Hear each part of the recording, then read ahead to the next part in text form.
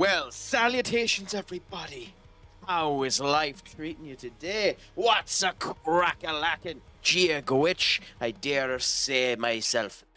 Is life treating you good? Is the Saturday going grand? How is everyone feeling, especially considering there's no football today? So I figured it would only be fair, since there's no football today, that I would put my bony arse on the line and come and give ye a wee bit of proper football. Well, I mean, who cares about the Champions League final? I mean, that's not proper football. That's a bunch of schmucks. Although I will say, it is kind of football, kind of funny with the Champions League final, that potentially the winner of the Champions League final might be playing a back five. But Katie, Toxic, Blockbuster, and Ben, what a way to start off. What's a crack-a-lackin' with all of you, my friends? Is life treating you well? How is your Saturday? And I'm going to completely hope that you believed my complete forgetfulness that today was the Champions League final. Completely forgot about it. So, not sheer ignorance on my factor, just that I completely forgot about it.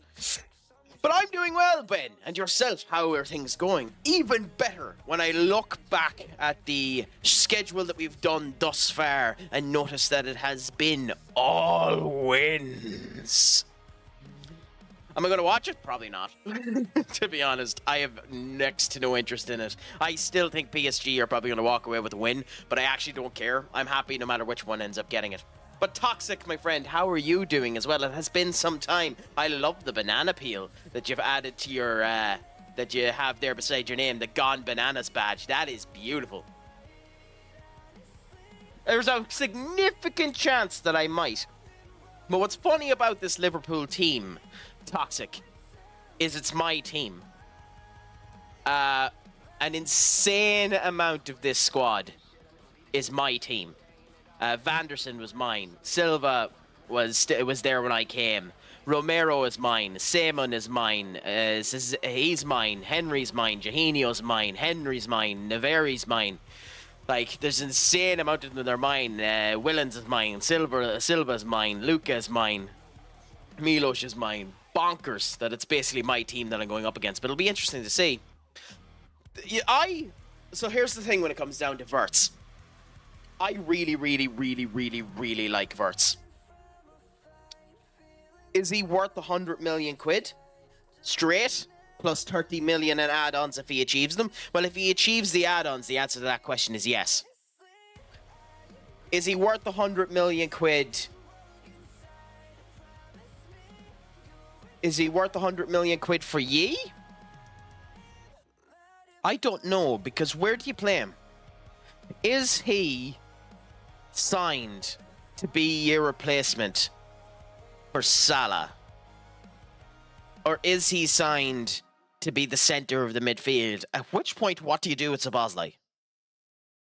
Or are you putting him over to the left to replace Luis Diaz when you sell him for some reason for almost 70 million quid, supposedly, is the rumour, which is horse manure to me. And if you're putting to the left, that's not his main position. You probably would have been better going for Jamal Musiala in Bayern Munich if you were going to spend bonkers money, if you're going to the left. So where are you playing him? Either way, it's really interesting. Yeah, I don't get that Frimpong deal. Like, 30 million was already cheap for Frimpong. How did you manage to get him for 10 million quid? So what, are you going to play him as a false nine and not play a striker? Because if you're playing him as a false nine and not playing a striker, I ask the question again, where do you put Szoboszlai?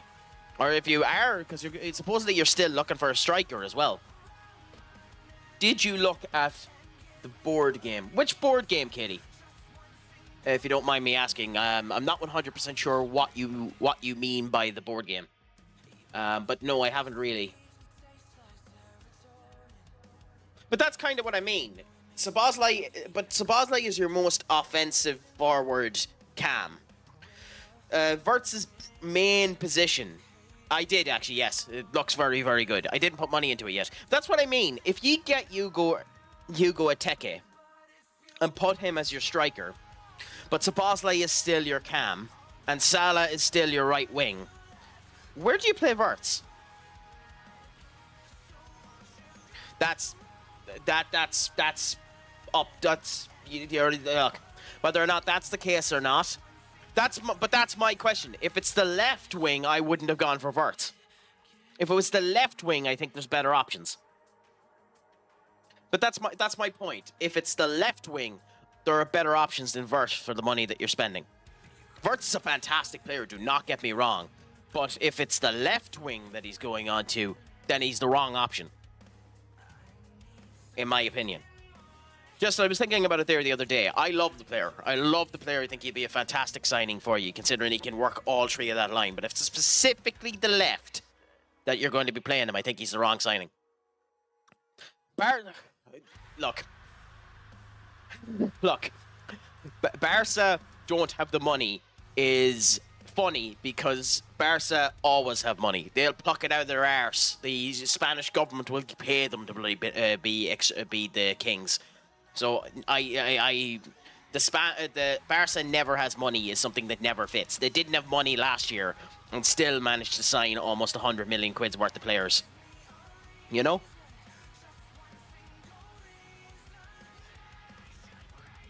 Oops, give me a second. Here comes the money. Here we go. Money talk. Here comes the money. Money, money, money. Dollar.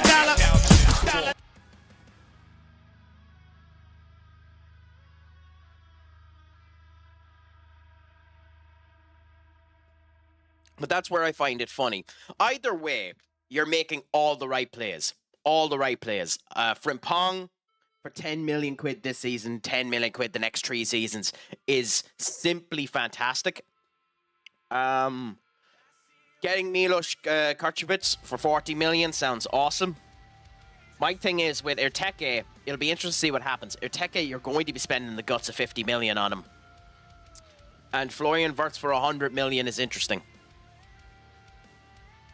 Again, we'll see what happens with them. Keep in mind, Frankie de Jong is on the last year of his contract, and someone might come in and just nick him. If they get Frankie de Jong off the books, they now have their money, Katie. Oh no, you're on about the game. Yeah, no, they need 400,000 to unlock the relics. It's at that. Yeah, I haven't decided if I'm putting anything down on it yet, but I might end up going for that board game. Well, I'll consider it as time continues to go on. But that's my viewpoint on it when it comes down to Barcelona. Barcelona don't have the money, but with Frankie de Jong potentially going off for them, we'll see what ends up happening, you know?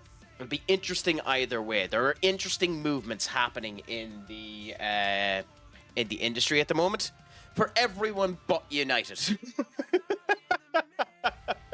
Us Eustace arseholes sat in our arses with our fingers on our thumb. I say that we have Cunha, which is a good sign. I still don't think. What's toxic? I'll answer that question because they're a goalkeeper away from winning the league. That's the answer to that question. They're a goalkeeper away from winning the league.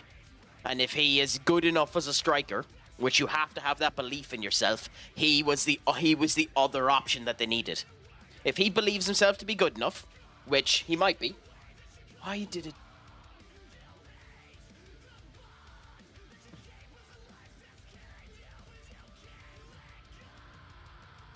Which he might do. He might legitimately believe that he's good enough to be the striker.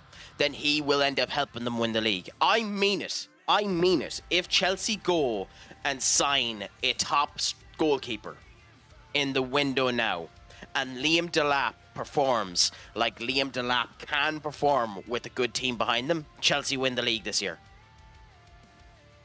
Honestly, I know that sounds like hyperbole and the whole lot. I honestly believe it. If Chelsea go and sign a goalkeeper, or one of their 17 goalkeepers turns out to be semi-decent, and Liam Delap performs like his stats state that he should be able to perform.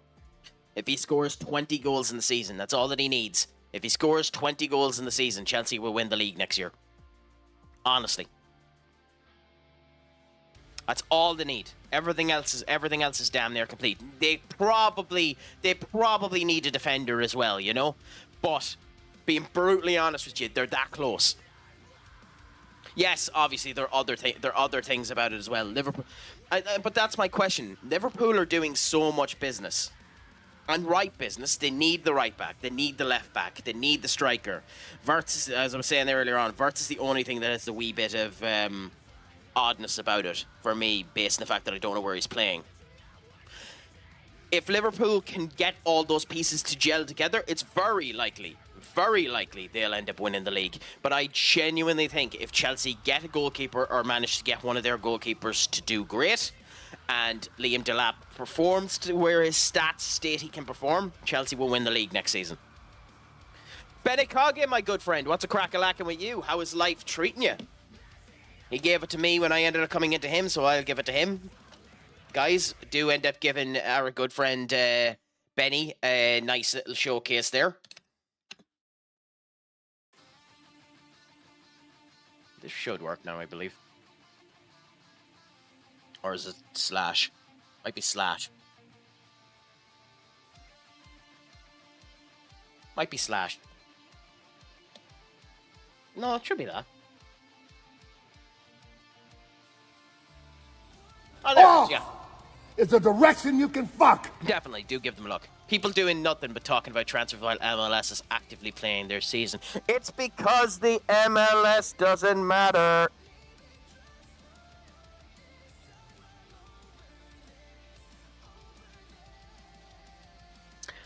Blockbuster, I will state one thing about that there. Do not be shocked if before the end of the transfer window, Alisson isn't your starting goalkeeper. Do not be shocked if that's the case.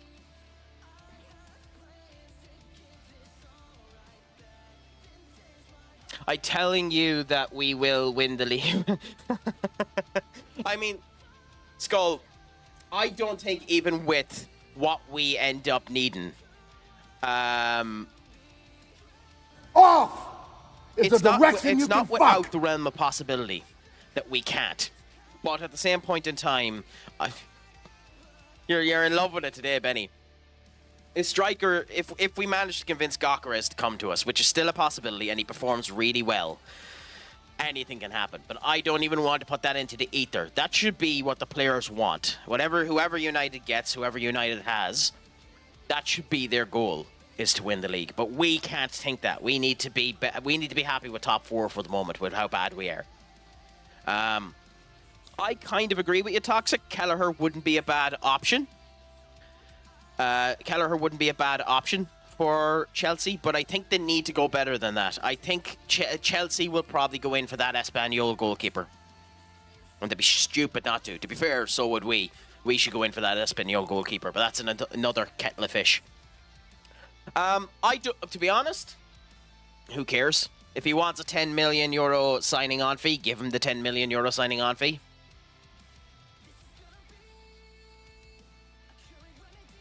To be honest.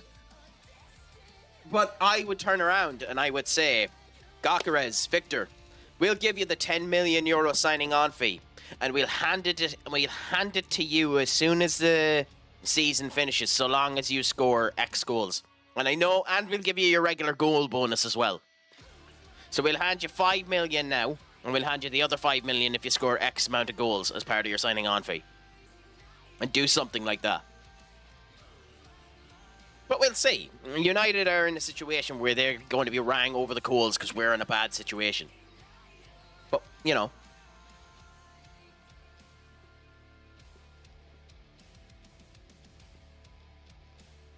I mean, I don't doubt it, Benny, that the MLS is a great league. The unfortunate thing with the MLS, when it comes down to the likes of me, is I'm in Ireland. It's the same reason why WWE is a pain in the arse. For me to pay attention to the MLS, I have to be up too late. So there's never really a time for me to do it. And it's not, you know, we have what's here as well. And I just don't know anything about it. And besides, Miles Lewis-Skelly is a fantastic player. MLS will be one of the best players in the world. So we will end up following MLS with the best way that we can end up going, you know? MLS will be massive in Europe and in the European Union in the next couple of years. Don't worry about it, Benny. It's guaranteed that MLS will be big. So You know, you can feel good when that ends up happening. When MLS ends up scoring a Champions League final goal for Arsenal and everyone ends up saying that they finally haven't screwed themselves up, at least we know that MLS has succeeded.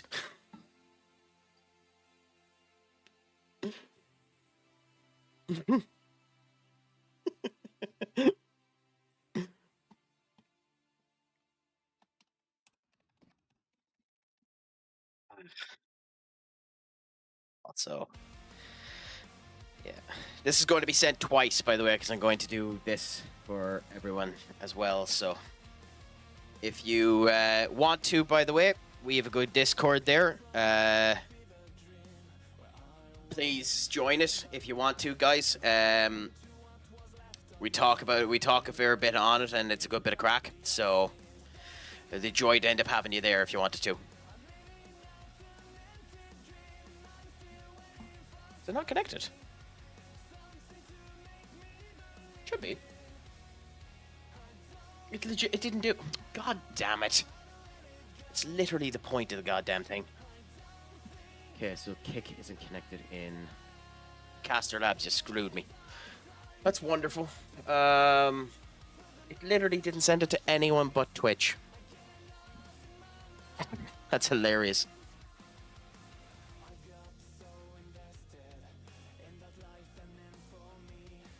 That's really, really funny. Anyway, never mind. But yeah, Nunez, and I don't believe that you'll sell both of them toxic to Saudi. I'd say you might get Diaz out of the way, and that'll be about it. And we'll see. An awful lot of what ends up happening with Saudi will depend on whether or not Bruno ends up getting sold off. I'd say if Bruno ends up getting sold off to Saudi, the money dynamic will end up changing. But we'll see what ends up happening. No, I understand, Benny.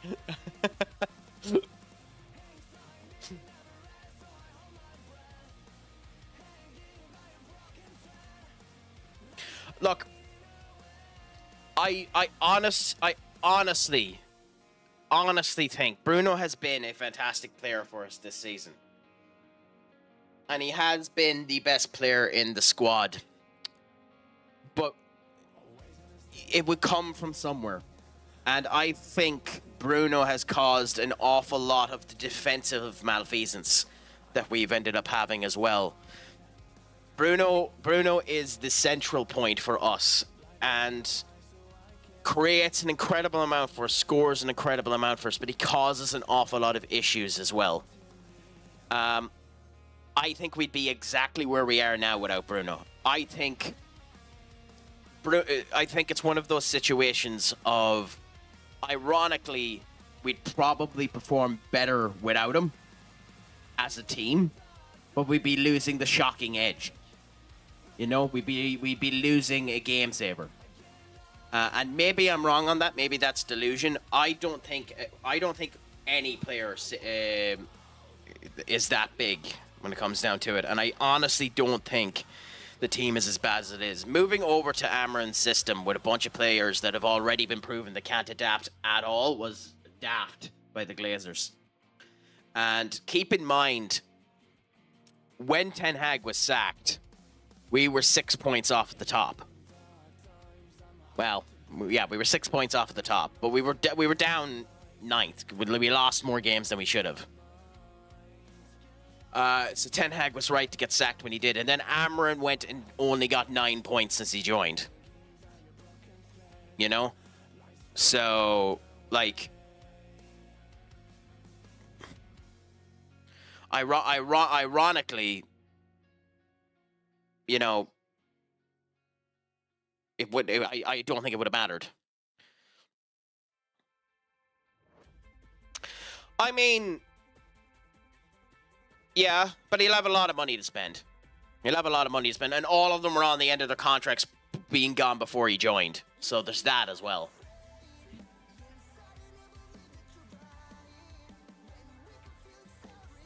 How is this not?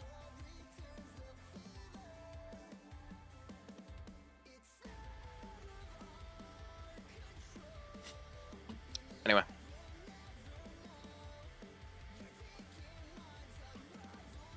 I mean, I don't care. As my brother turned around to me and says, I would love to see PSG win.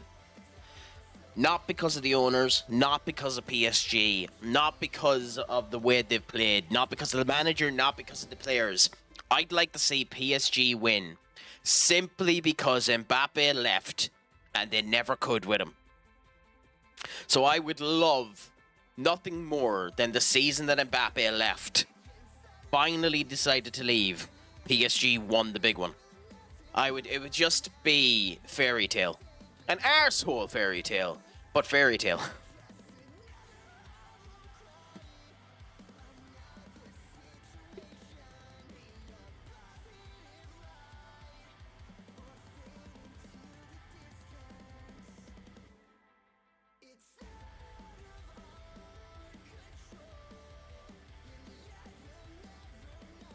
If you get me.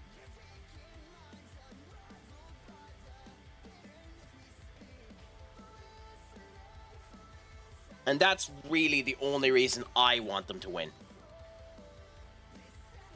God damn it.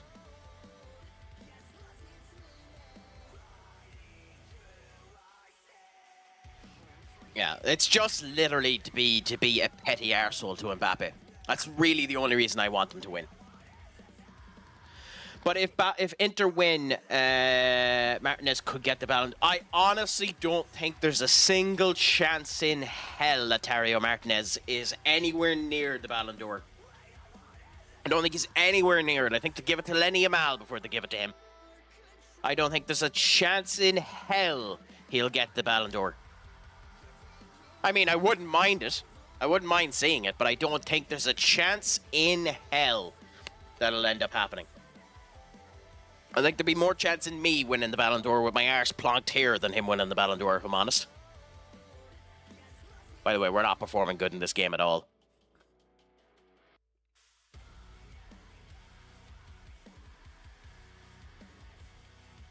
Oh, I couldn't tell you. I don't give a crap about that competition, to be honest. I think it's a load of, for the most part, it's a load of hogwash. Ooh, Caicedo. I will say, rather interesting to end up hearing, and I don't really get why, so maybe it was overhyped when it was said. It is really interesting to see that Chelsea are giving new contracts to the likes of Moise Caicedo and Enzo Fernandez when they had 8-year contracts. Like, they're hardly giving them more money, are they? Why would they be giving new contracts to them? I just don't get it. Like, obviously this is something you'd want to talk to the likes of Fabrizio Romano or one of them that knows a bit more of the information, and I ain't ever getting that fucking way. But it's just curious to me why that's happening. I mean, it should be Salah. It should be Salah, but funnily enough, I don't think it'll be Salah either.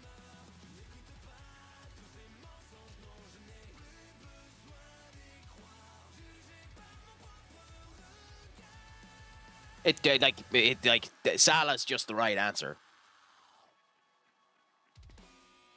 But like, as funny as it is, I think there's quite a substantial chance. As funny as it is, I think there's quite a substantial chance they'll give it to Mbappe.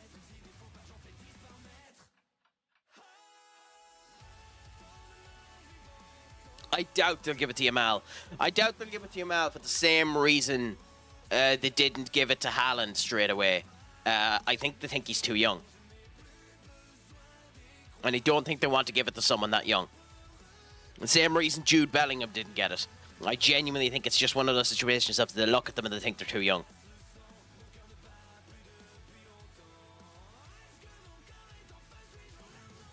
But we'll see.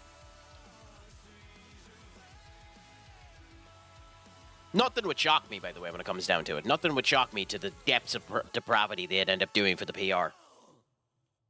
But I genuinely don't think they'll end up doing it. Although I'd laugh my ass off if they gave it to Messi. Done nothing this season and they gave it to him. I'd laugh my ass off if they'd done that.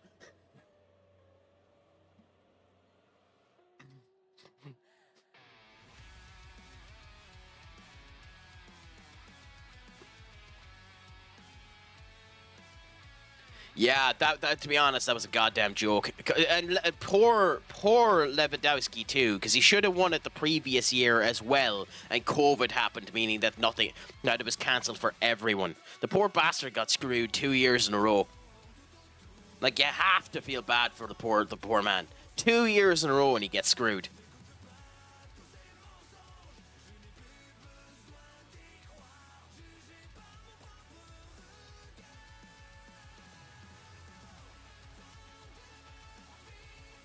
Like, genuinely, it's funny to see.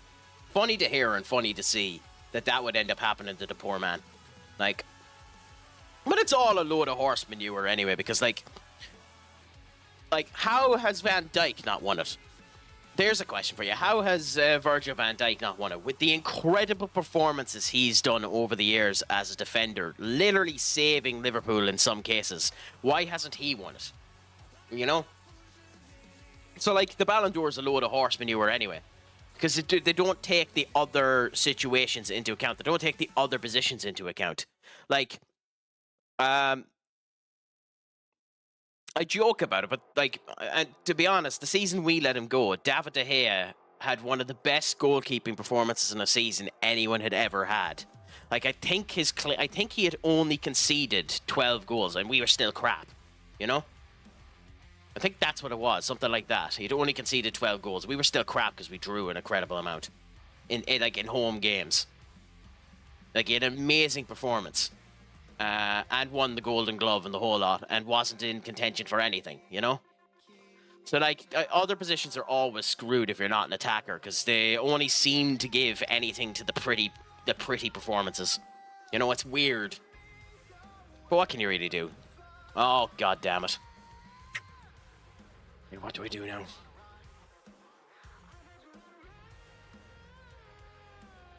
Everyone came out. Like, my entire team came out today and decided not to play.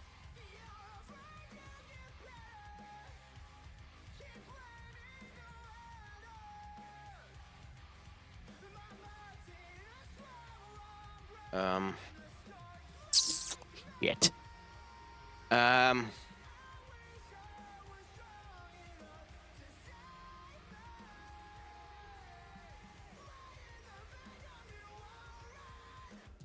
Anyway, you know what's crazy? Alisson doesn't even get picked for the Yashin. Oh yeah, I don't know. That's why individual performances when it comes down to players is what should make the difference when it comes down to talking about the best players in the world, but it bloody doesn't.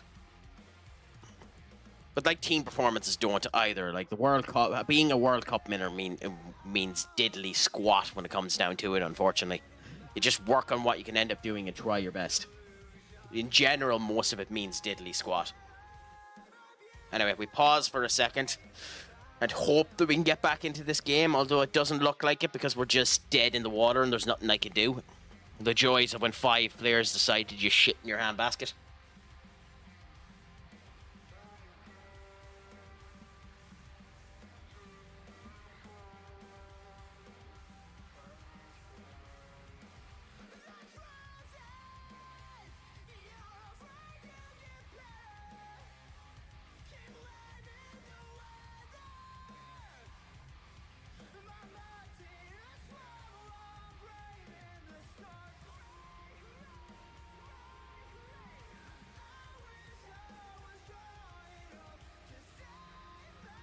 Anyway, we'll just wait for the advertisements to finish and then we'll continue on from there.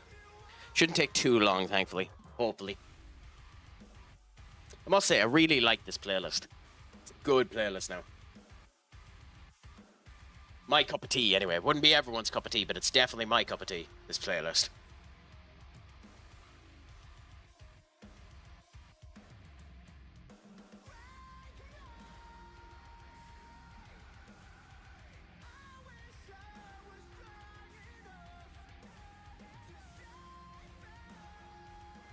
I just have the ads on because the pre-roll is better so that people just don't get knocked in. I take everything. You can put in everything you want to there. I can see what ends up happening. See if I can. I just don't want to get caught by the copyright. So I don't have a system set up that you can put on the songs. But that's it. Where's he going? Where's Harvey Elliott going? Toxic. He's a good player. Well, he isn't. Actually, that's a lie. I don't actually think he is. It's actually a barefaced lie. I actually don't think he is at all. You can say what you want. I love when players say that, because you can say what you want to until you're is leaving. Until he's out the door, he's not leaving. Like Harry Maguire was leaving and said goodbye, and we still have him, you know? Yeah, unfortunately, that one is a copyright one, so I won't end up doing that. I try to do only non-copyright music as much as I can. I love Skillet Hero, to be honest. It is a good song. I know ultimately it doesn't really matter, but like, because I do have it set up so that the VOD doesn't have it, but I don't have it set up yet for transitioning on TikTok and YouTube and all that, so I tend to stick away from those type of situations. But I do love that song, to be honest with you. They're going to score again, aren't they?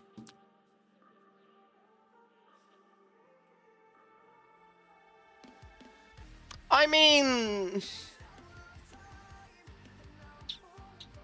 I don't know about that. I mean, technically speaking, the club with the best finances in the world would be Tottenham. I think. Because they have their stadium 100% spent off. Their commercial revenue coming from that stadium is bonkers. They have money to burn, just Levy isn't spending it. I think technically it might be Tottenham Hotspurs. But you're doing good business this summer, but that doesn't mean anything that you have the best finances in the world. So, like, I think in terms of commercial revenue and the whole lot, you mightn't be the best. I mean, technically, when it comes down to commercial revenue, it's us, but, you know, that means absolutely nothing either. God damn it, guys. Please do something!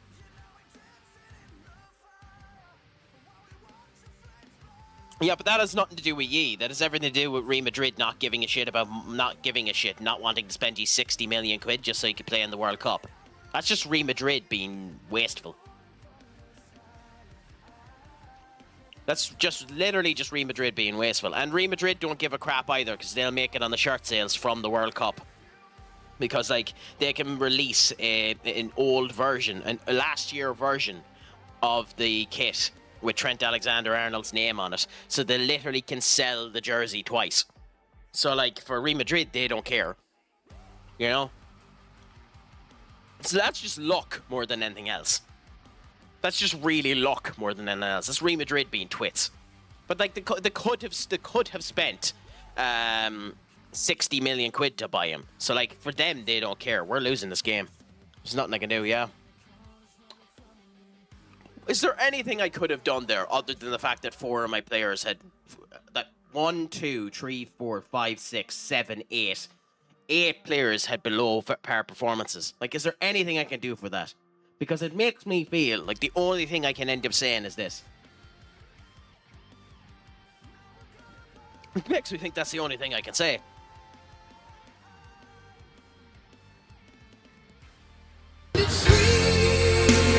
Blockbuster, you're an arse.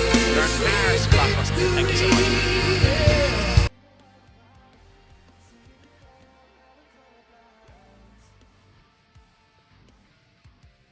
There you go, Blockbuster.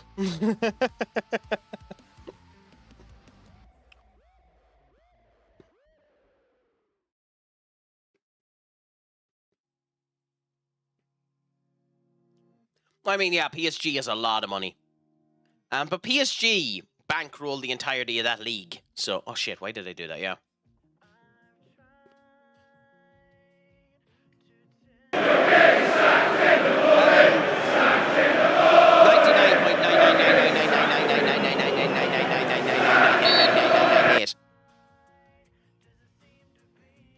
Off is the direction you can fuck.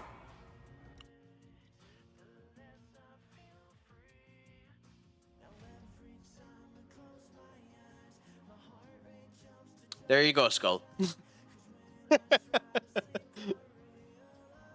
How are things anyway with you today, my friend? Is life treating you well?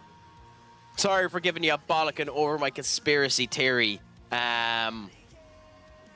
My conspiracy theory over Sports Interactive. I won't go into that again here. If you want to see my conspiracy theory, go onto the Discord and read it. Oh, Toxic, thank you so much for the bits. I appreciate it. You are a gentleman and a scholar. Genuinely, thank you so much.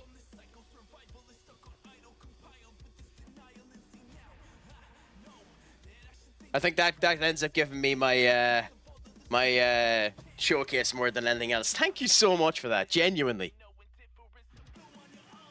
You're flipping my head upside down. Oh, it's not working. Oh, give us a second. One of the commands isn't working. There we go. Yeah, you're flipping my head upside down. I finally have a stream deck and it's working a wee bit. I'm like a child in a playpen. Like, this should not give me so much humor being able to do this. It should not give me so much humor. It should not make me feel so happy. But I'm literally like a child in a playpen.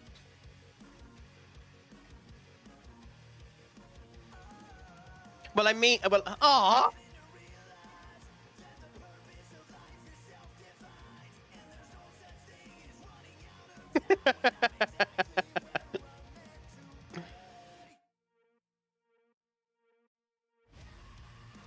Well, actually, I think for that second one, Toxic. For that second one, I think the better reaction is this. That's so fucking much. Oh. Actually, I think that might have ruined the mood. I think that might have ruined their move. I think I took it a step too far. I think we can all agree that that was moment. I love that meme. I love that meme too. That's such a beautiful meme. Timmy Turner's father's a meme machine. It was my first game in 7 years, Skull, that I ended up doing it. Yeah.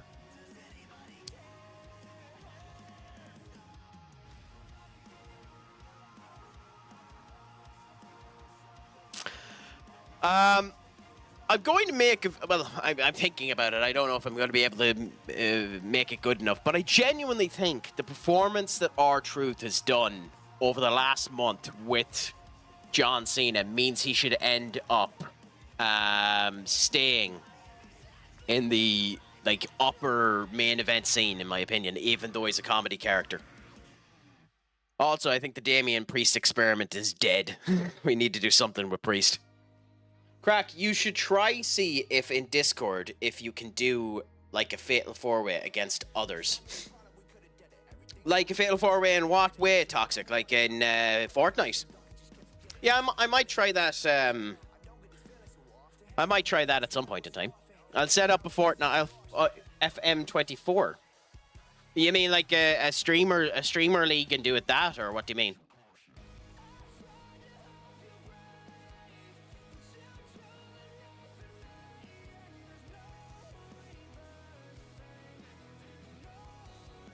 Yeah, we'll see. In the future, I might end up setting up something like that.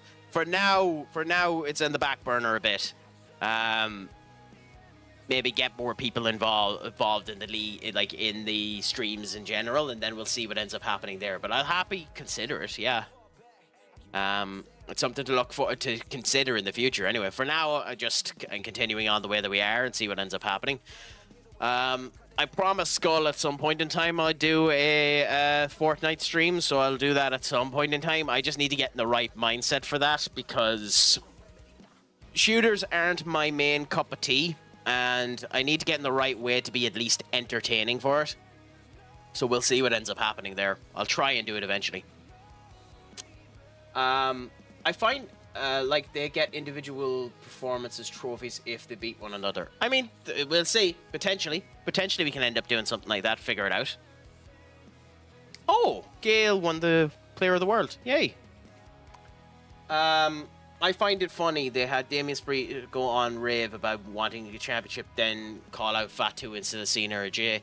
But like, I understand that, but a championship is a championship, and in theory, the United States and Intercontinental Championships are meant to be as big as the World Championships. It's just, you need to get special opportunities to get to the World Championships. It's just WWE has done a piss-poor job at making their World Championships feel special. an even worse job of making their minor championships feel, as the stepping stone. Also, after that last performance, we need to have a good performance here. I'm so annoyed because I literally posted on X and Blue Sky a little video about going live, stating that I had 100%, I had a 100% record this season, and my old team ends up taking it from me, though. Rat bastards.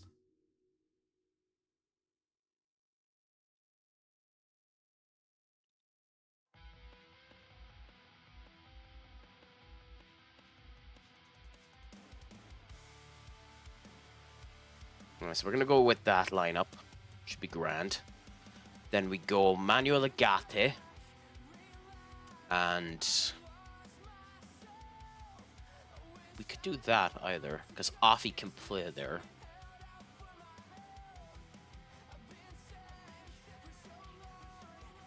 Yeah, we'll go Laffy there. Crack, thank you so much. It was an absolute pleasure to have you in here. As always, please pop in whenever you can. I love having you, and it was a pleasure to talk to you. Make sure that the rest of your day goes fabulous and is a great bit of crack. Enjoy the Champions League final whenever you end up watching it. You're an arsehole for mentioning the Europa League final, but I'm sure you'll mention it many a time up until now. So just remember that to ensure that your crack is 90, that it's always true that I am, and that you can have a great day, Schlongeful, and of course, thank you so much, Toxic, and I'll chat to you later, my friend.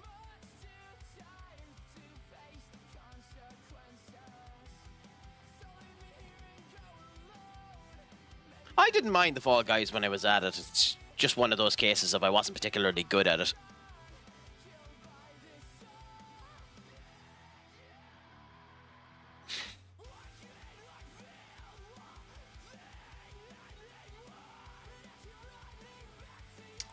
We'll give Marco one more goal, or one more time. If he continues to not be able to score, we're going to have to consider selling him. He's had 7 starts now and no goals.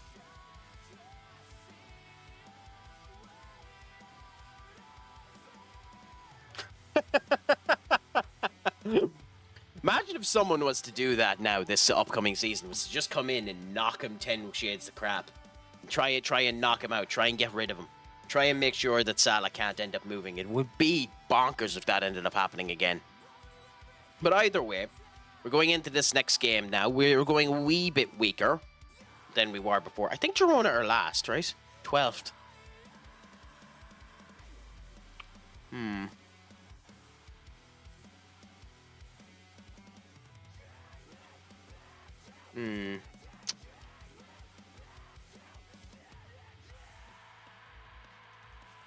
I'm going to do something really risky. Something stupid and risky. I'm going to play our secondary goalkeeper, the 20-year-old. He's very, very good. Has the potential to be great. But he's not ready yet. And he is our 3rd goalkeeper. So we'll try him now and see if we can get something out of him.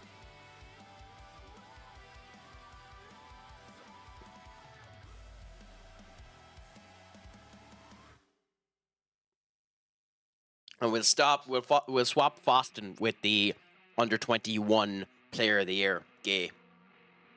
And we'll go with this squad and see how we do.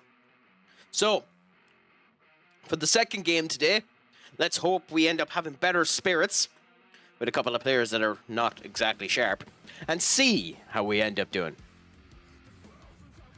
Cross your fingers and your toes first, guys. We might end up needing a bit of luck. He was tired. Piss off, Burke. You're lucky you're being picked yourself. Oh, god damn it.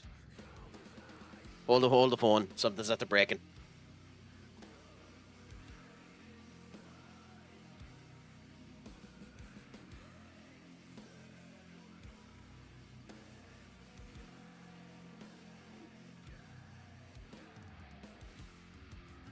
Cool. That seems to have fixed it.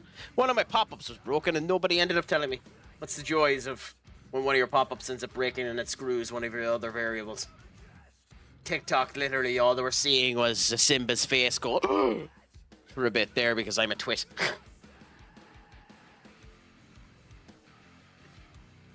Oh. But anyways, in we go now to this secondary match now against Jacob Nitstrup. I know nothing about these squads. This is the joy of when you end up going past the point where pretty much everyone is playing exclusively regens. You have no idea who anyone is, and you just need to hope that some of them are good. At least in real life now, you hear from the grapevine who some of the players are throughout real life, and it helps you end up figuring it out there. I just have no idea who anyone is at the moment.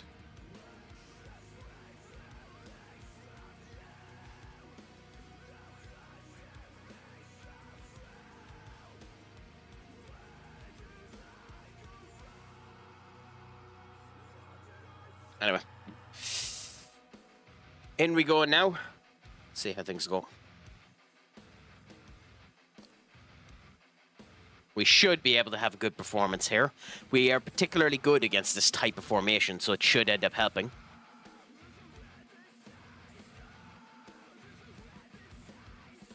We're already doing nice passing there. Laffy straight through. What was that, Gay? Leaving ourselves open, and Sechi with a card straight away too. Yips. Is that Gerald? That's hardly Gerald Yaps, is it? I'll check it in a bit. Because that's Gerald Yaps. He's a player that Crystal Palace in my save ended up having when I joined them. Ooh, that was a really nice pass. Gay at the wrong side of the pitch but can play both sides. And Marco not doing good at all there. It is Gerald Yaps. Yeah, they got him from Palace. Yeah, I had him for a long time when I was with Palace. It's interesting when you end up seeing an old player just pop up out of the blue.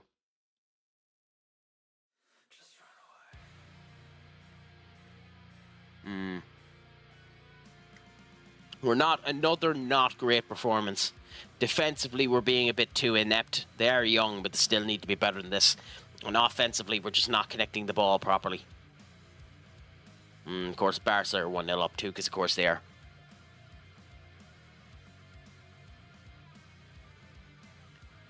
But we'll see how things go. We continue to try. We continue to go through. The main rival 1-0 up, so we need to ensure that we can continue on well now. Corner could be it. Gay putting it in for us. Not and straight to the keeper, Molara. Nice save.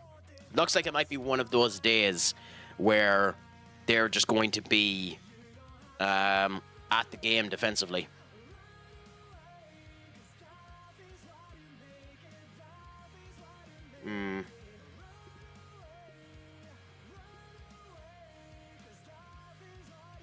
You could almost call that. You can almost see that coming. That's a special level of bad defending there. Go on, get your 1-0 up.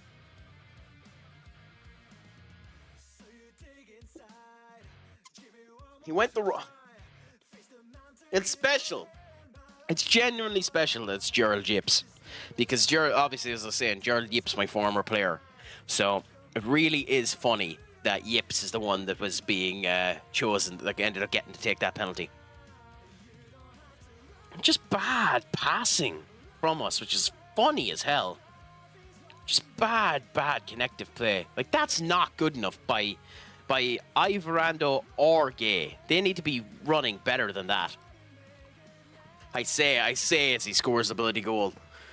It's one of the things I love about FM. It makes an ass out of me so many times. It turns around and it just ends up making me like that so often. It's not even funny.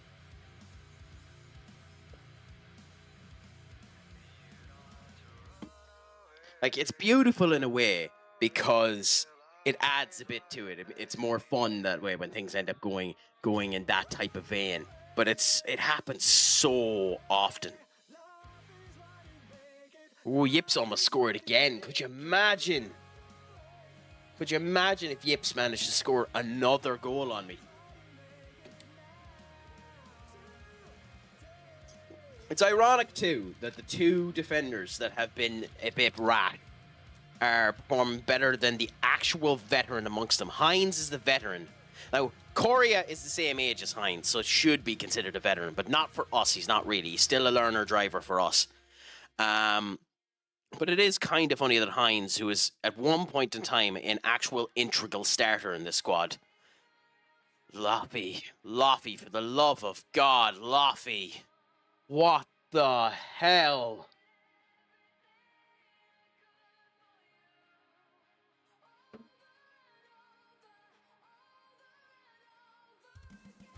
That is an astonishingly bad piece of play. Wow. I don't even care that Miguel scored it. Fair play to you for getting your tap in. But what the hell was Loffy at?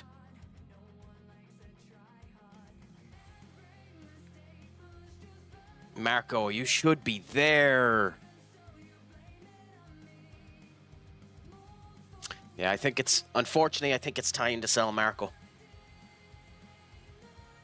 At 25 years of age, I think we signed you for a lot of money. You haven't been good enough for us. I genuinely think, like, 17 goals, 4 assists, 70 goals, 7 assists. I mean, you had a good season there, but like this season, you've just, I don't know, a different level of bad at the moment. Different level of bad at the moment, Marco. Different level of bad.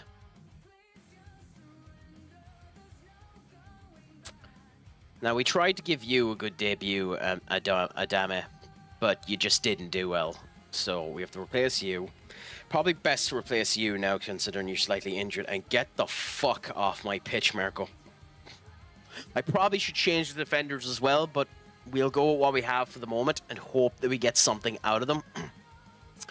If we need to, we'll go ultra attacking as well. Thankfully, we don't need to just yet, but that is a possibility that might end up coming in the near future, that we might need to end up going ultra attacking.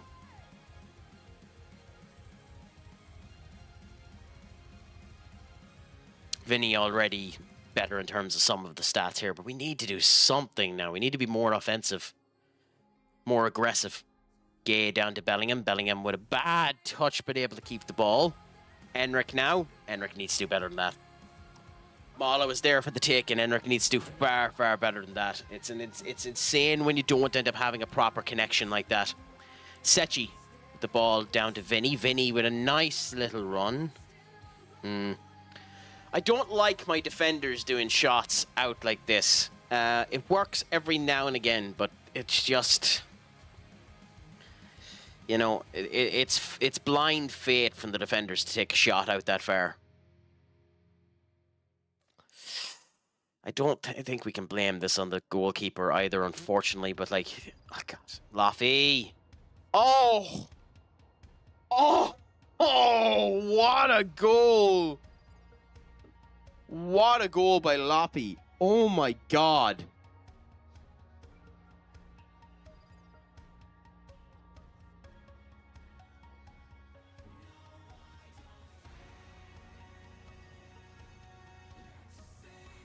Simply beautiful.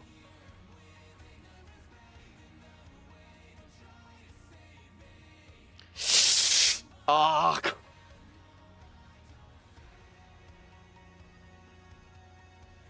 that's all three of their goals have been defensive malfeasance. Laffy, again, you just rectified yourself just to give that away.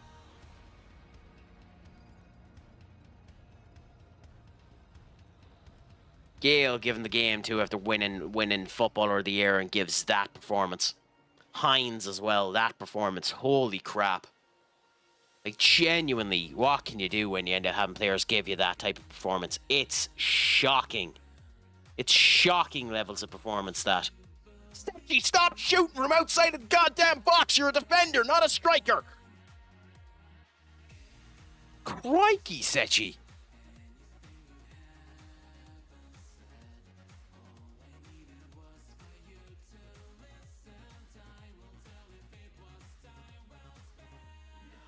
Boston. And Ugarte taps it in. There's still hope with 20 minutes left that we can end up doing this. We made a game out of this when we really shouldn't have.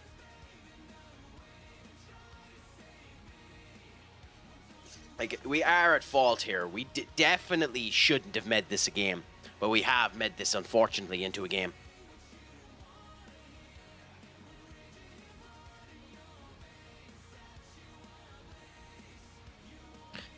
It should still be possible for us to get the win on this. Vinny now to Foston. Foston to Ugarte. Ugarte to Adams. Nice defensive work there by them. 16. Ooh. Bellingham. Ooh, okay. Yips now with a nice header. I must say, you haven't put yourself in rose-tinted glasses now, Argus.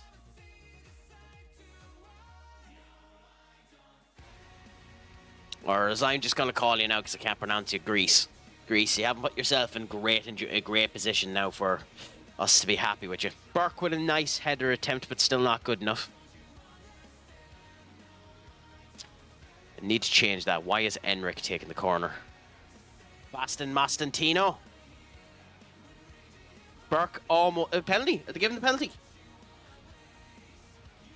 No, I'm not going to be cheeky. I was going to be cheeky and make Greece take the penalty, but I'm not. We actually do want to get the win.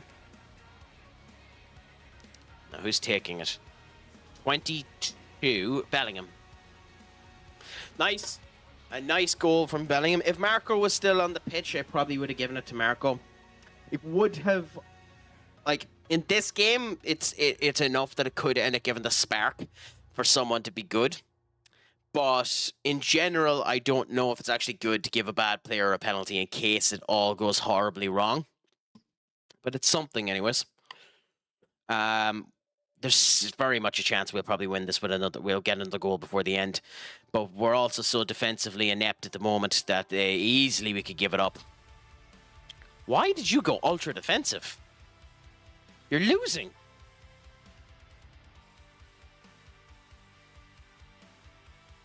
Genuinely, why did you do that? You're losing. Like, you gave me that. You gave me that. Why did you do that?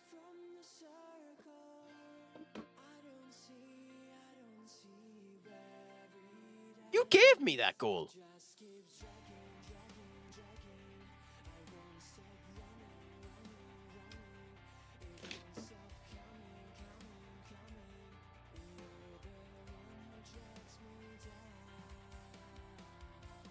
That's very odd.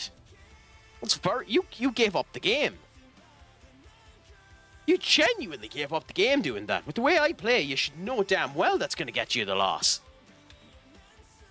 That's astonishing. I've never seen the game do that. I've never seen the game kill itself like that.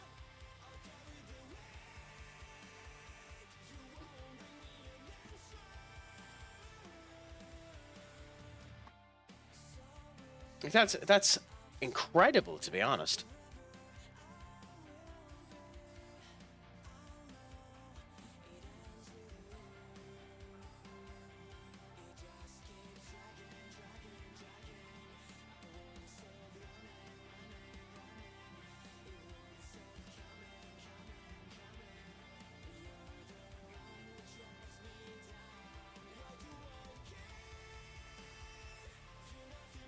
Anyway, wait for the advertisements to go, and then we'll continue on ahead to see how things end up going there.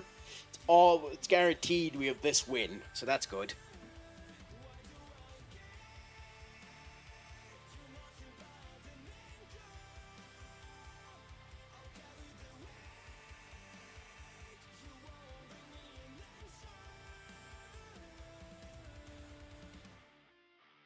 Okay, this isn't working right.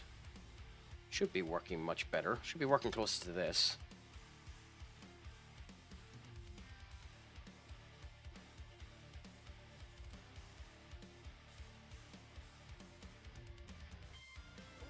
Okay, I think that's accurate. That's closer to what it should be. Okay, anyways, continue on now. And we get our win. Do we make it 6 though? It's really unfair to Girona if we do.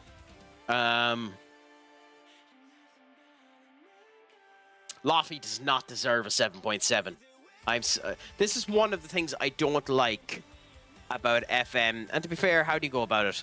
But it is one of the things I don't like about FM's scoring capacity, how it ends up rating the players. Loffy in this game has given up 2, if not all, of the goals that happened there. He was definitely responsible for the second and third goal. And as you can see there, for most of this game, we were being trounced in terms of possession and the whole lot until they changed their formation, screwed things up. I feel sorry for Adam. It was your debut. But if we look at Loffy now, 1 goal, 1 shot, 1 missed shot, and 1 shot on target. 3 save, none saved by the goalkeeper, and 1 blocked. Okay.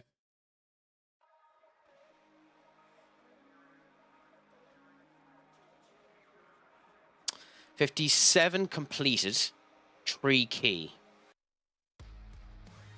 I mean, fair enough. I don't know. I don't know, because Loffy, he had a 91% pass completion, which is very good. 4 key passes, 2 clear-cut chances created. Okay. That's better than I expected it to be. But his tackling is a distinct problem.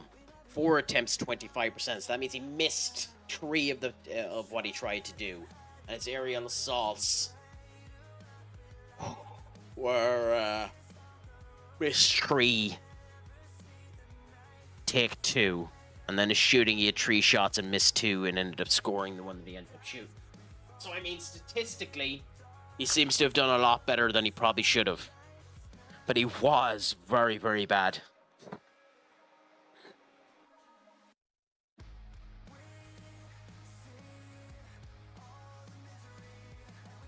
Really, he only had 2 shots.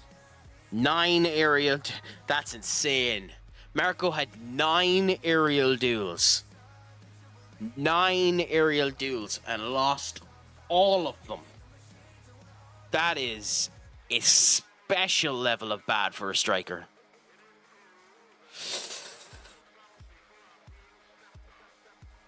Ooh, I don't know. I don't know. That's hard to take. I really wish this game had the fine process that some of the older games had, where if a player was playing particularly bad, you could fine them. That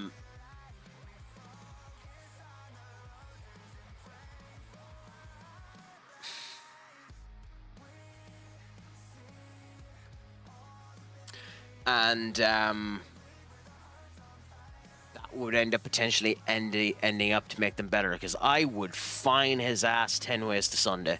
That is a dismal display.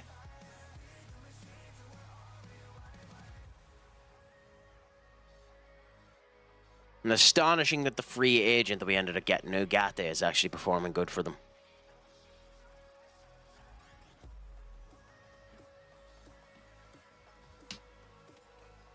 Here is the simple fact. He needs to score or he will be gone. Can't say it more clear than that. No, it's through hard work that Marco will end up getting through this, but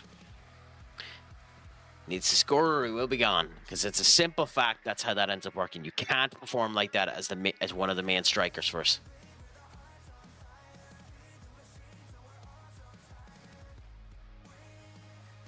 Barcelona are on our arse, as is normal for the monsters of Barca. They are performing very good as well, so we need to ensure that things end up improving.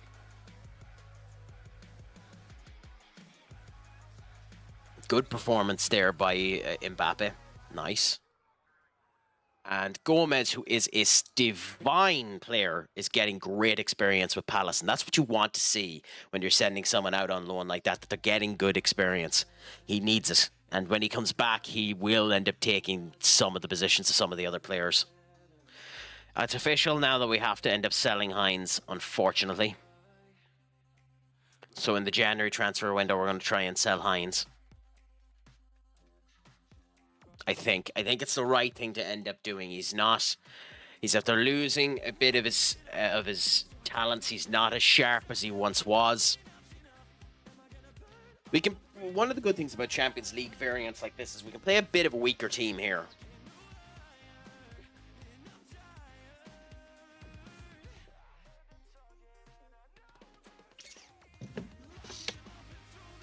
I'm shocked no one has come in and robbed him yet, because he is a very good player.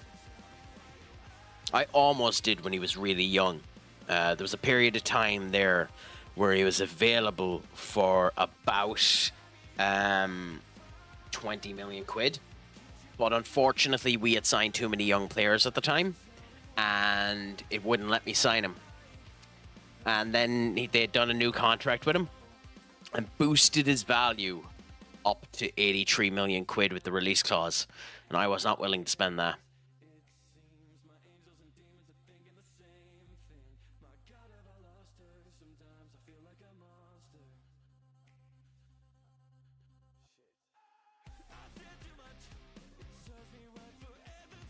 Yeah, Ard is still fantastic. Yeah, you need to go. Okay, fine. It's official. You need to go out on loan. Fine.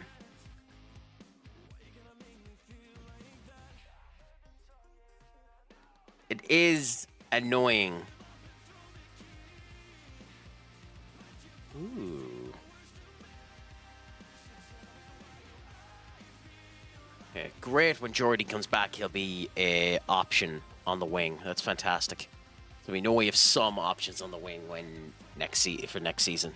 Although we're probably not staying with them next season.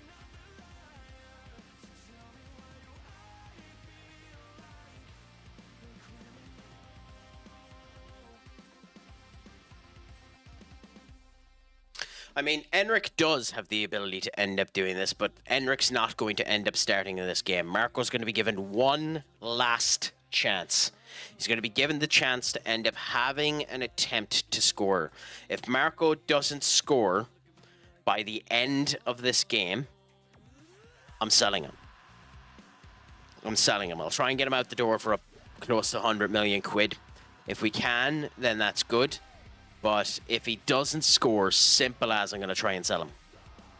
Because it's not good enough. It's simply not good enough to have no goals thus far this season. You have started 8 games, have had no goals. You need to score. Now, it won't be a Premier League goal, but you need to get a goal. Simple as. That's just the plain and cut and jib of it.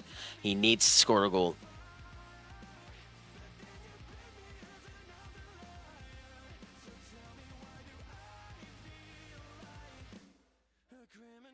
Okay, so again, because of who we're against, we can be a wee bit weaker here than we'd otherwise be. So with that being the case, we'll go Oscar and Edmund. Oscar and Edmund. We'll continue with Gay and hope he performs better this time than we did the last time. In the midfield section here, we're going to go with a wee bit of youth to hope that they end up performing well. We're going to go... You're whinging about not getting enough game time. So we'll go and we'll put Jude on. And then we'll go with Zerkri here as someone a bit different. I'm sorry, but I think your time is done, Hines. I think we've given you too much of a chance to grow. You haven't grown to the point of where we wanted you to grow. So I think we bring Burke back in. We try...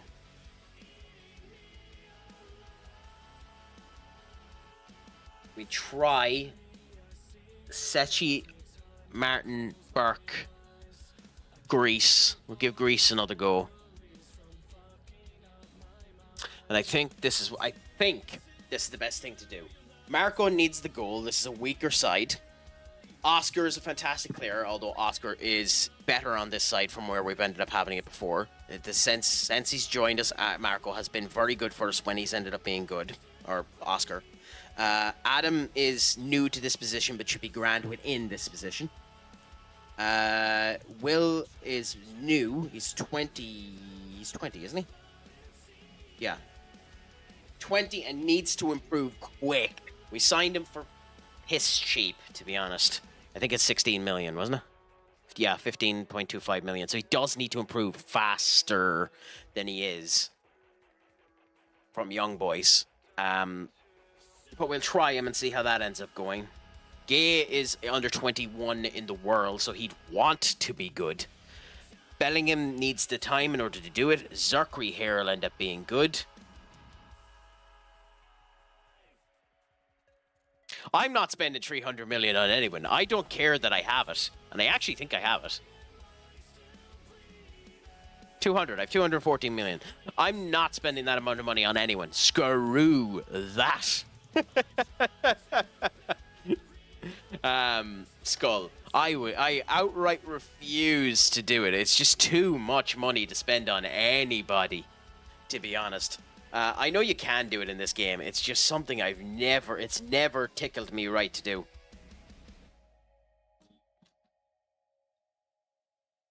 I have to set up a link. Ooh, all of these Offic in the back of the name. I know that there's a club in England, and it's actually going up the tiers quite well. I can't remember the name of it. But there's a club, I think it's in tier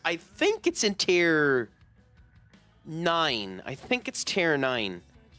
Where all that's in it is a family of 14. Like 2 generations of the family, and that's what it ends up doing. Z, my friend, what's a crack-a-lackin' with you? I spent 300 million on a centre-back at Chelsea named Dabu. Interesting. Who were you at the time when you spent the money on it? Mark the word, by 2030, spending 100 million on a player will be the same value as signing for 40. Probably. I haven't gotten to that far. As I said before, this is the longest save I've ever done, which is the reason why I'm kind of happy to continue at it, because I've never got... I don't normally continue saves this long into it and see how that ends up going. So it's interesting to see what ends up happening. Did he end up performing well for you, Z? Or did he end up ultimately being a failure for you? Because that would be my worry, spending that type of money on a player only for him to be a flop. Like, I spent 120 on Marco. And Marco is, without a doubt, like, he has 63 performance for us and 34 goals. Like, in all of his performances, that's not a bad conversion rate. But he's not been good. Like, this season, he has no goals. No goals this season. He has to perform better. Hopefully this kicks him into gear, because we need it to. But we need to find... Thankfully we have players out on loan that should be able to come in and perform good later as well. But we need him to perform better than that. Perfect. It's great that he was great for you. What type of defender did you play him as? Ball-keeping defender, libero, center defensive? How did you end up playing him? And how long did you have him? Like, was he young, or was he old enough? Oscar, you should have done far better there. Cover. I have never... maybe this is me, but I've used the cover... tag quite a bit on the defenders, and I've never noticed a difference between it and just simply putting them down as defend. I've seen a difference in support, mind you, but I've never seen a difference in cover versus defend. So I could read it and probably figure out what the difference is, but what difference have you found by putting him as cover instead of defense or support?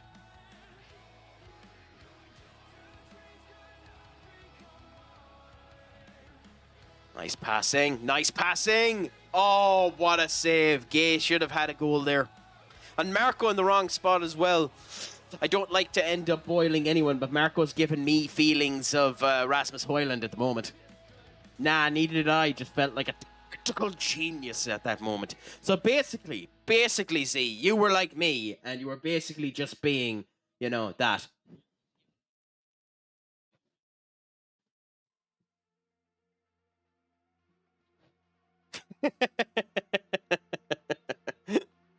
Yes, Skull. I know we can end up. I know what you're going to end up thinking yourself. I should end up. Stop being so vain. Stop being so overblown. Stop being so full of myself and just. Off is a direction you can fuck. Yes, I have it fast keyed now.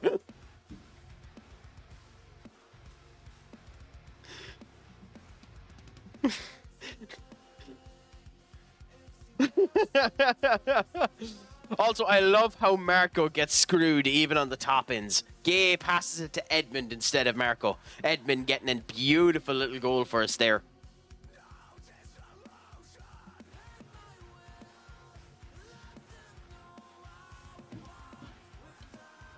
We're performing like as we should be. We're performing very, very good against this team. It would be disappointing if we weren't in control for a large majority of this game. Very disappointing, in fact. Marco! It's a... like... oh my god, it's going to get disallowed. Oh my god, it's going to get disallowed. Oh, it didn't get disallowed. Oh, thank god, Marco.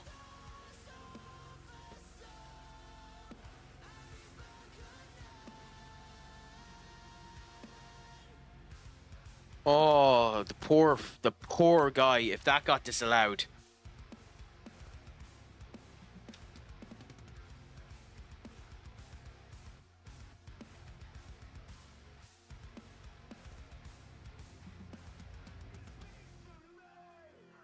Why isn't that working? It should have worked.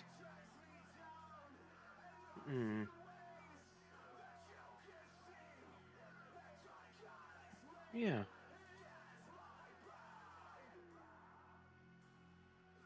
So why isn't that working?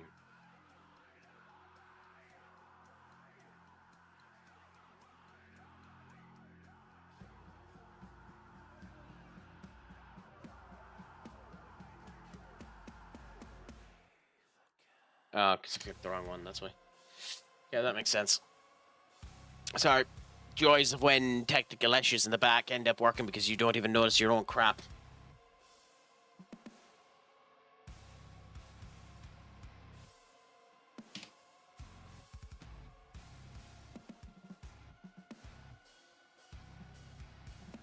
Come on, Will. Come on, Will. Come on, Will. Keep the ball. Nice. Come on, Will. You need to give good performances. You only have this season. I know that's unfair on you, William. And I purchased you at 20, but you only have this season to prove yourself. You might get a loan one more season afterwards, but that's effectively all you get. Marco, for the love of God, man. Yeah, Oscar, Marco. To William. William butchers it. A lot of sloppy play from us. I mean, we're still in control, but a lot of sloppy play. Again, the scoring of this game being a bit hoarse. There's no way Marco is a 7.6. I know he scored the goal in the whole up, but there's no way he's a 7.6. Bellingham to there. Marco! Again! Like, that's not good enough. I think the game knows that he's not in good confidence, so hopefully this game, even at 7.6, is good for him. He's not the second best player on the pitch. He's just not. They can't be. That can't be the case. It can't be. Oh, I was wondering. I thought it might have been Curtis Jones. Ah, okay, they have a buck called Ronnie Jones up front. Interesting.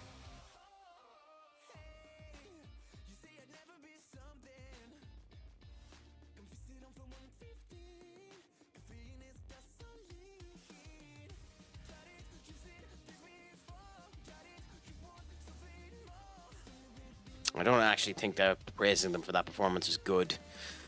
It's not something I do because we should be better than that. Like, we're doing grand, but against this team?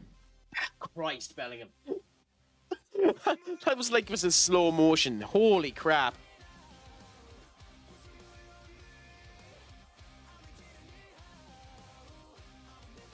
I will say, one of the things in terms of football at the moment that I find interesting, and I wonder if it'll have much an effect on the actual scene of football this summer, is the fact that Simeone at Atletico Madrid is hyperly saying that he wants to win the league.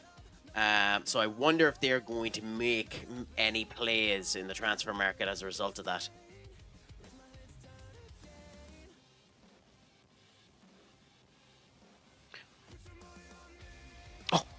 In for Gay.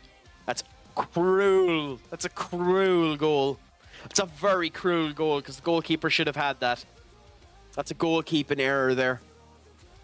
That's a cruel, cruel goal.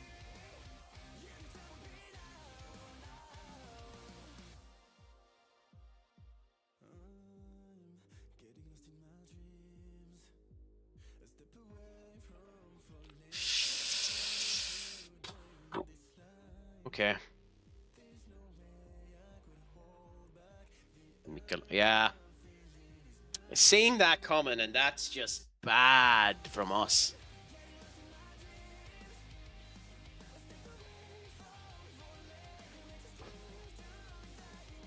What was...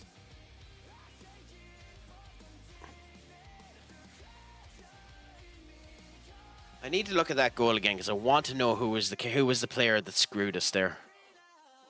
Well, I'd say I want to look at it, but it won't let me. I'll be looking at it a bit. Ooh, we have someone we need to ban. Joys. So that's banned there because you are an arse for coming in asking for bots. Okay, so that is 20. I'm guessing that's 30, not 20, because it's Marco there. Okay, so yeah, Carrari done bad there. Very, very bad. No, yeah. Done very bad there. Like, the fact that... Crikey, Marco. I don't want to take you off the pitch, but you just haven't had a good performance today. I don't care that it says that's 7.7. It isn't a good performance.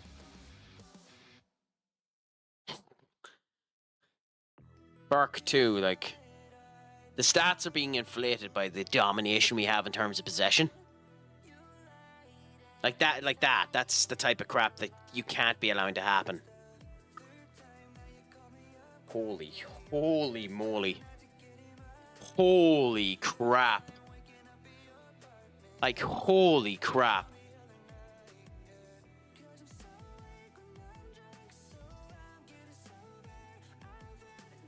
I don't have words for that goal. I don't have words for that goal.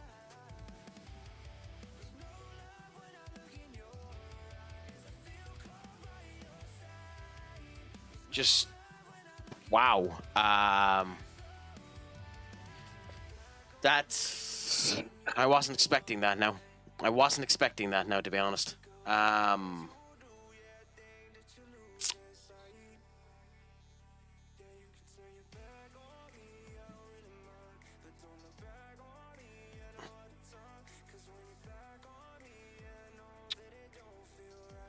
Yeah, Bellingham's on the pitch. He's taking it. I wanted to change that to Marco, give Marco another goal, but what can you do?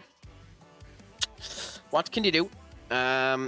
Seller, those changes have actually been made, fair enough. And for the next time, we do that.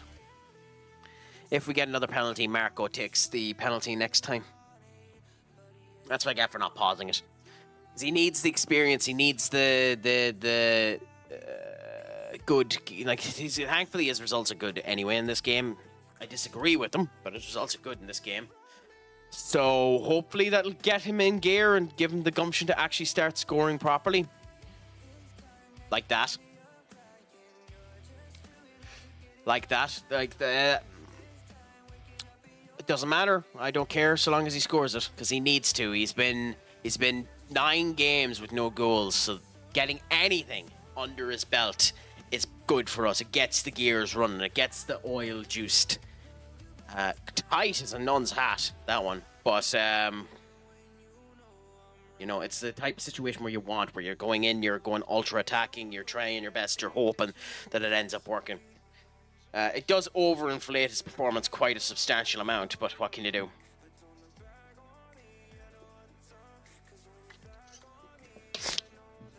Excuse me. I would have loved if William got the goal there, because I think this is William's debut. Might as well make a couple of nonsensical subs, because why not?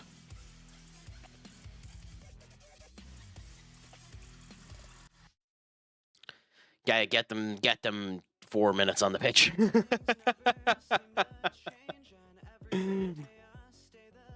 I don't actually know if there's any benefit to doing that kind of 4-minute sub at the end. There probably isn't, but it's interesting enough to try it, you know?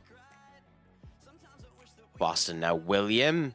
Wrong side as well, William. So he's doing well, that the transitioning is working well between everyone, that it's connecting in a kind of good way.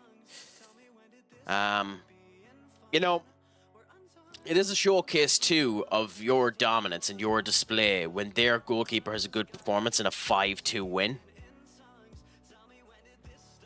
Zachary to Liebe to Adam should score that. Ooh. Well, I don't know why Adam went for the more difficult corner. The AI is sometimes odd like that, where they want to show off or something because they go to the wrong corner. Ooh, Marco almost scored too. I must say, I feel happy when dominations happen like this, and at the end of the game, the goalkeeper just starts playing like prime Buffon.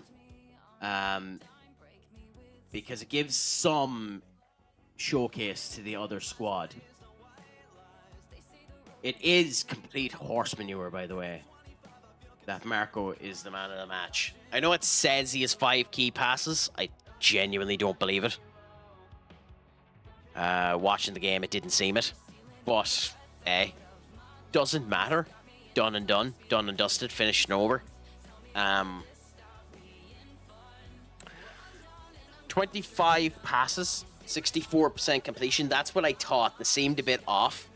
Clear-cut chance 1. That's what I figured, yeah. But 5 key passes. 2 crosses, 1 missed. Tackling is far better than last time, but 4 fouls made, so he fouled quite a significant amount.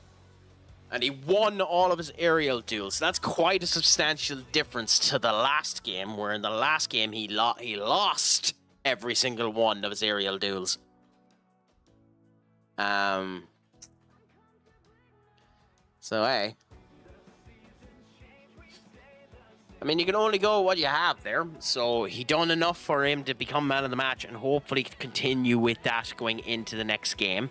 So, odds are he'll get his 3rd straight start. And if he ironically, if he performs good in that, he'll probably get a break then.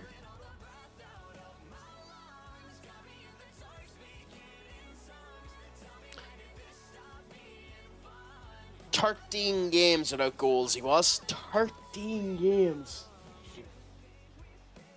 That's a bit of an astonishing stat, to be honest. Oh, crack. Crack. But you try what you can and you do what you could.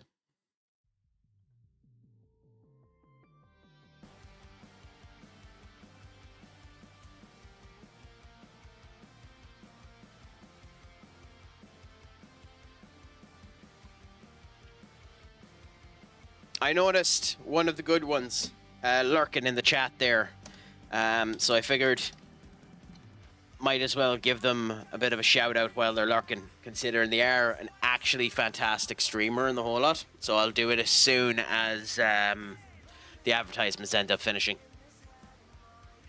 As I love to send the love where I can.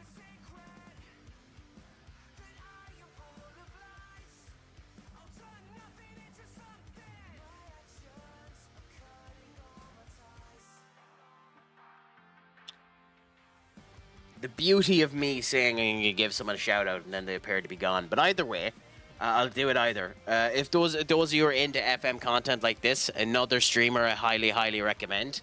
They're not live at the moment or anything like that, but I do recommend you have a gawk at them. Is the Game Legend. Fantastic streamer now. I highly recommend you have a look at their content. They're good crack, good to watch, and they have good times and the whole lot. I recommend you end up doing it. They do other stuff as well, but I'd highly recommend you give them a go if you can. Of course, I said before when I was giving a shout out, Benny Cog is another good one, and someone that's starting out but has a good head on them and seems to be doing quite well is this one. I'll just wait until that shout out finishes out and then I'll do this. This one. Never mind, I need to wait another minute, so I'll do it after that. But for now, I'm not giving them praise for scoring a goal after 13 games. So we'll continue on for now. 2.8 million for winning. Nice. I guess you do get a oh god, I didn't want to do that. If you double that, I'll give you them. Honestly, if you double that, I'll give you them.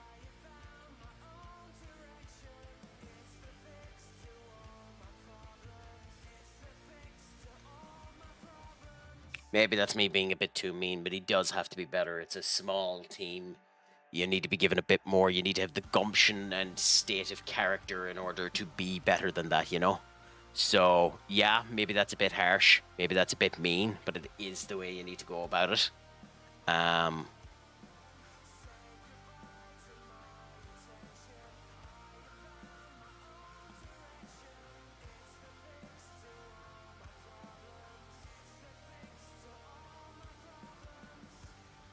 Anyways, never mind that. We continue on now with another win. We're still okay in the league, although, yeah, I thought Barcelona ended up overtaking us. Not yet. Thankfully, Enric is still scoring. Top goal scorer for us at the moment with 10 goals. If Marco starts to perform bad here, Enric will be given full-time privileges back on top of the squad. We'll see what ends up happening there.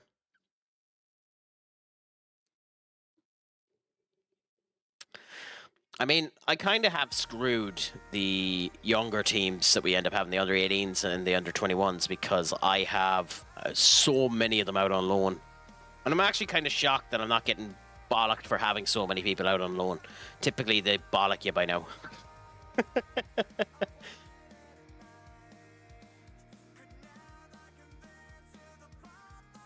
They do tend to end up doing that. Hall, okay. New book for them. Mark Hall. Let's have a look at him. I'm not going to go and nick him, but interesting.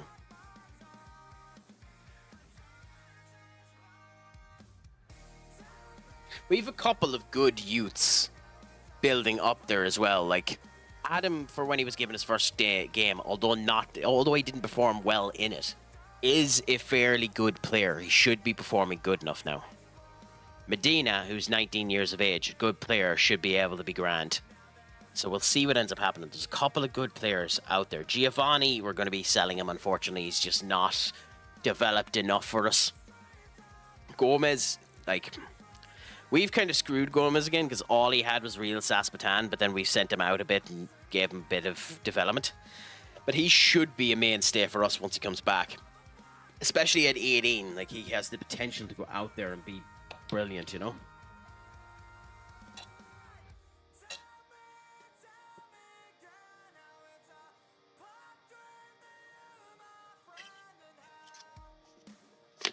Jore. Interesting. Signed him from Atletico Madrid B. At least he's performing good for them. We still have a couple of people out injured. Barcelona have the chance to drop points to the 19th side. They had a habit last season of doing that, funnily enough.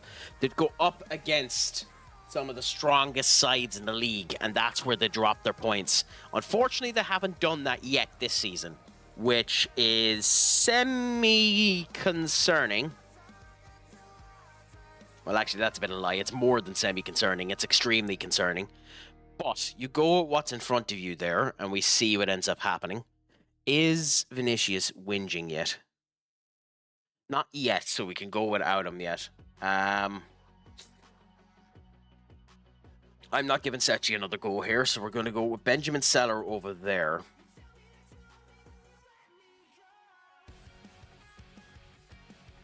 All of our competent young defenders are out on loan, which is the right way to be.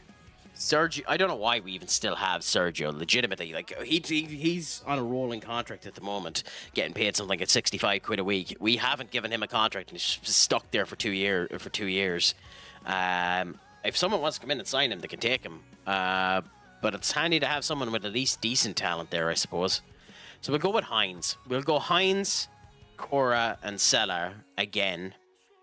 We'll take Zerkri out and go...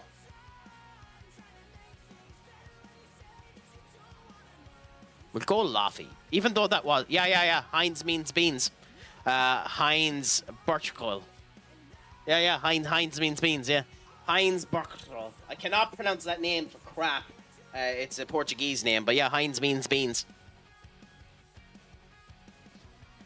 Yeah, Hines means beans is one of our players, yeah. He actually is a fairly good person. Like, it's astonishing how he ended up improving. He was 3-star. He was 2-star last season with the 5-star potential. Now he's 4-4, but he's still not performing good enough, funnily enough. And I know that sounds awfully pretentious, but he just isn't performing good enough yet. Warren Emery should be who we play here. But I think I'm going to go with Eduardo.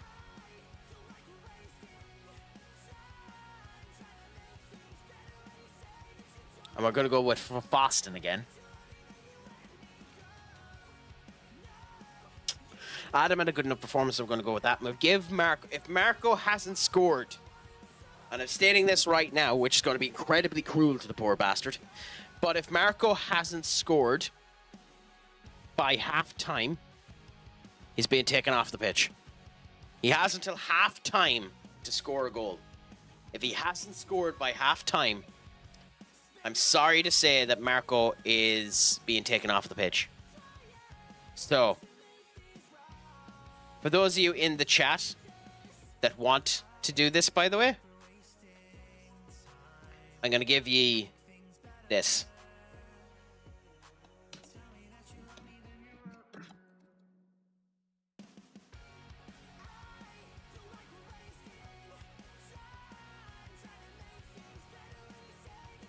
And I'm going to go for a really quick lubric. So just to give you perspective again before I end up doing it, okay? These are his stats, so he is a phenomenally good player. This is his history. He has 63 appearances, 34 goals. So he scores in about half of the games that he plays in. This season is the season where his goal differential is a bit bad. The last couple of seasons, his career stats have been 17 goals in 29, 17 goals in 26. Okay? So he's been good for us in general, Z. But can he do it again here? So, time will tell. You have the option to choose. Can he finally get a league goal? In his 9th start in the league, can he get a league goal? If he doesn't score the goal, by the way, if he doesn't score the goal, he's not starting another game until at least January. So, it's October now. If he doesn't get a goal in the 45 minutes, he's not getting a start until probably January in the league. So, I'm just going to quickly use the loo, and while I'm at that, you can do this prediction if you want. You have 2 minutes, my friends. I'll be right back.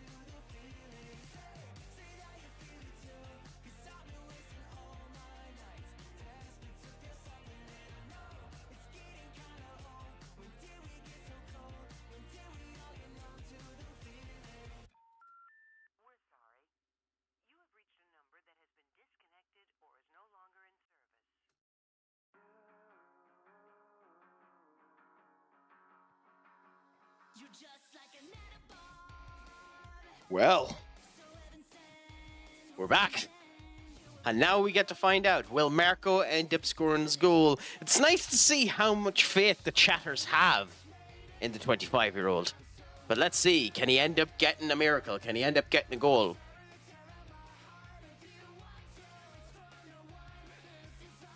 So in we go now, and we see whether or not he can end up getting the goal. And also, let's see if we get a penalty, how mean I am, and do I put him on penalties? But that's an if, ands, or buts. But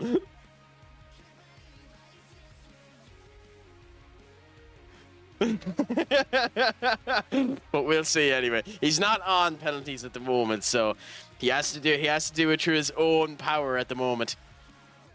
So in we go, Marco. The form isn't changing. It's a fairly strong team now against a fairly weak side. You have no excuse not to score. So let's see if he can do it.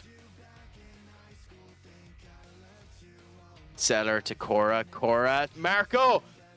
Oh my God. Oh my God.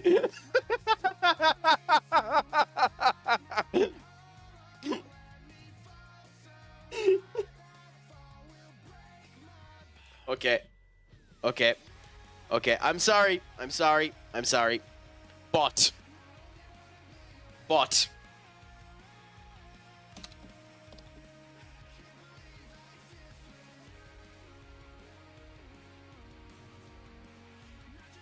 Okay. But. It has to be done. Has to be done. So bear with us 1 second. We've paused the game. This is too important. This has to be decided properly.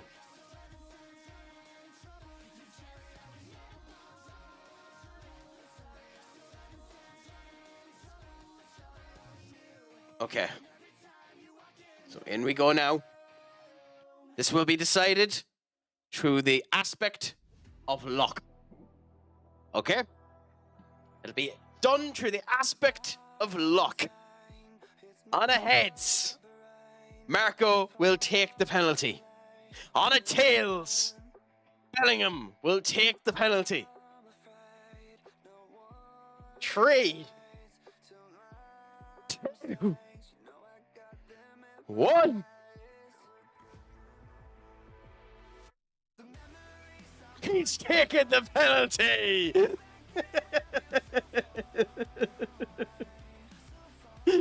I think that was the fairest way to do it. Luck came into it. We will find out now if Marco ends up scoring a goal or if he fucks up. We will see.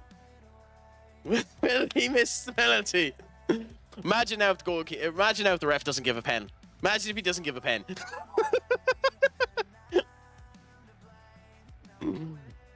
He's given the penalty. Will Marco score the penalty? It's about time we find out. 1 minute into the game. 1 minute into the game. 1 minute 40 seconds in. 2 minute goal. Will he score? Will he score? Will he score? He has scored.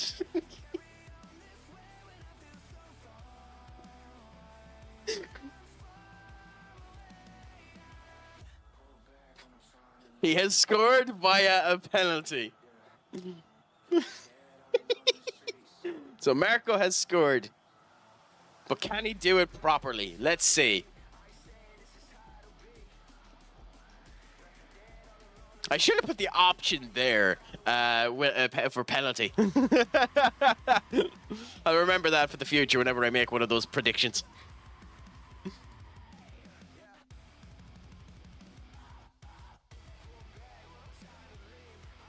Ooh, Seller. Ooh. Hey, we'll see. He might score himself before half time, and at which point you would have been screwed either way.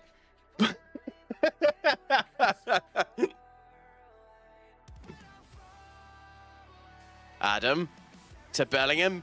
Bellingham down to Derby. Derby in. Boston.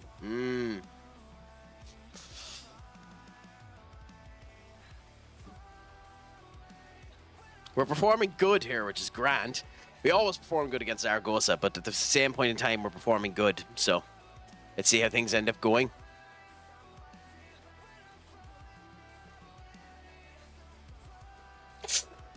Camavinga to Adams. Adams to Foston. Foston to Cora. Cora now in. Why are my defenders shooting from so far out? They're not strikers. It's so rare to score that goal. Sometimes they do, but it's so rare that they score that goal. Oh. Boston. To... Oh! To be brutally honest, if he didn't score before half time of his own power, I was going to refund you the points. But it has to be the case now. He's after scoring twice. Now, the goalkeeper screwed up. Rebello screwed up horribly there. But at the same point in time, he scored.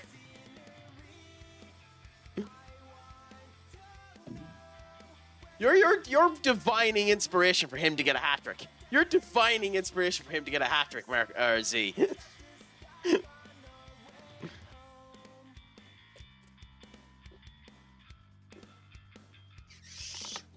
Imagine if he ended up getting a hat-trick, by the way.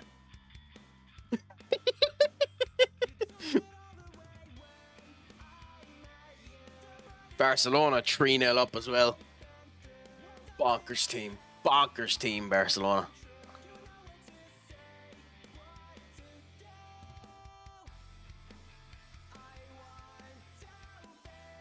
Ooh. Boston to Camavinga. Camavinga to Foston. Foston now to Laffy. Camavinga. Cora. Heinz means beans. Seller to Laffy. To Heinz. To Cora. Foston. To Bellingham. Oh, I thought Bellingham, you should have passed it down one more time. Give Marco his hat-trick.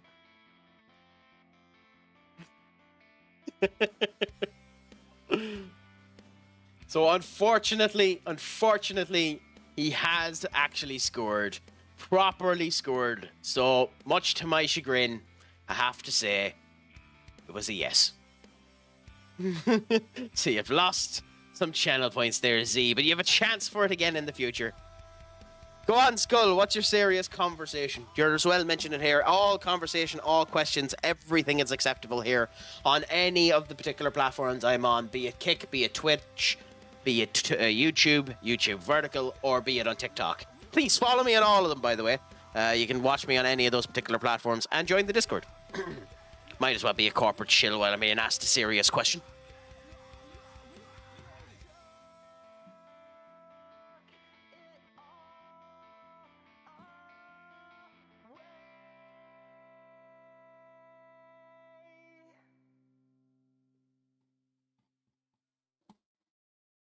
Anyways, second half now. Can Foston score again? What is the Champions League opinion going forwards? You might need to rephrase that question. I'm not 100% sure what you mean by that. Is it what do I think of the Champions League going forward, or what do you mean by that question? No, but I don't get what the actual question is. What they're going to score. Oh, they should have scored there. Because I don't actually get what the question is. Is it what do I think of the Champions League going forward? What do I think of the Champions League? What's the question? What do you think about the final? What do you think about the final going to be like tonight? Oh, it's going to be a boring game, and PSG are going to pick up the win, which is unfortunate since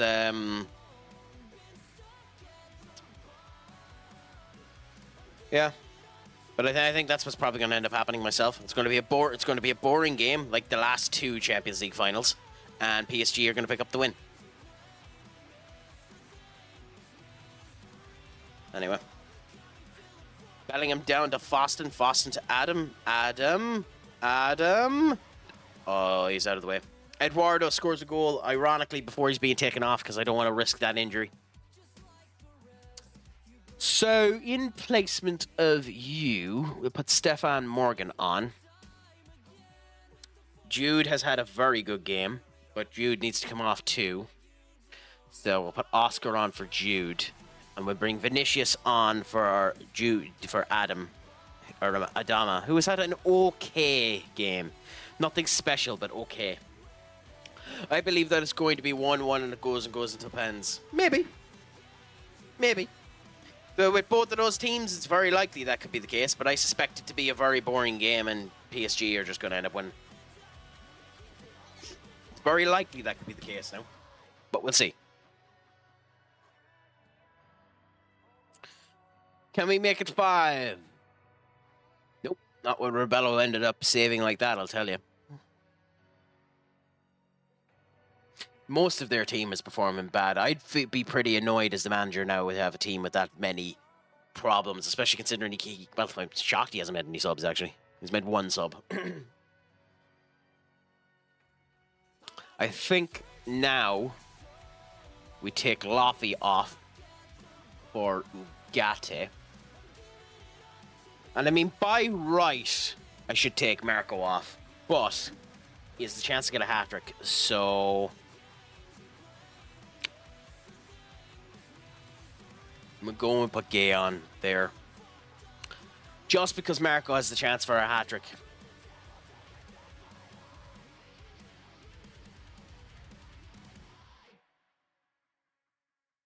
And it's nice to see that he's finally getting some goals in and finally performing with some level of, you know, proper intensity to him, some level of proper, you know, engagement.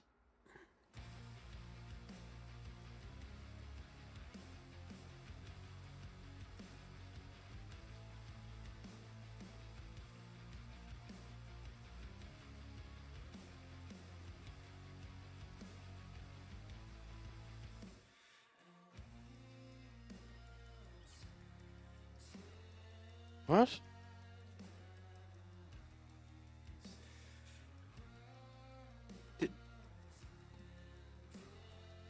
That's grand.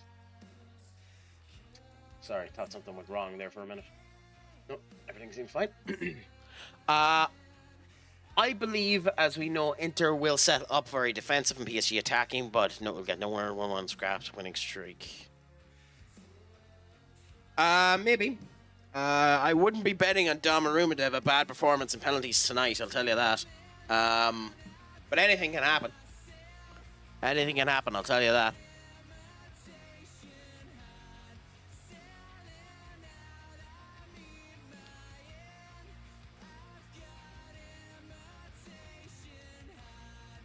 How long are you injured?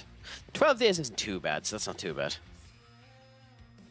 So I love how that went up by 6 million quid because he scored 2 goals.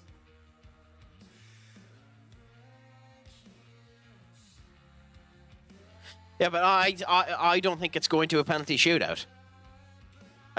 I wouldn't be putting my money on Donnarumma to have a bad performance. It's not to say that he won't end up having a bad performance on it, or that he'll have a good performance and Inter will be able to outlast him in order to have a good performance on it.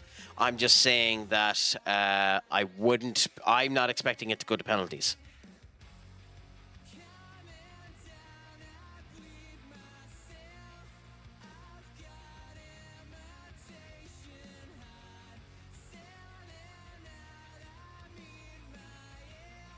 An improved deal? What type of improved deal? How much do you want?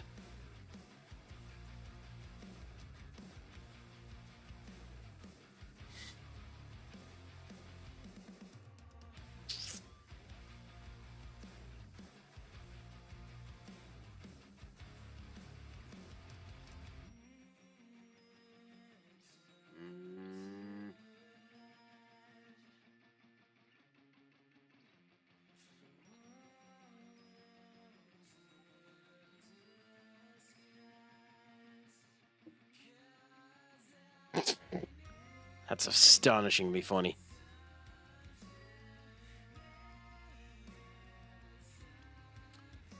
I don't think give it to him. He's a fan. I mean, that's very funny. Make sure you end after rating this time. I mean, I always end up waiting a bit, Todges. I don't know if you're meant to, but I always end up waiting a bit before raiding. I just normally end up going on to this end screen here. Just this time I didn't bother doing that because I'm a twit. But I always end up waiting a bit just to let it flow over in case anyone comes over to the stream and go over to the raided point. I don't know whether or not that's the right thing to do, but that's what I pretty much always do that.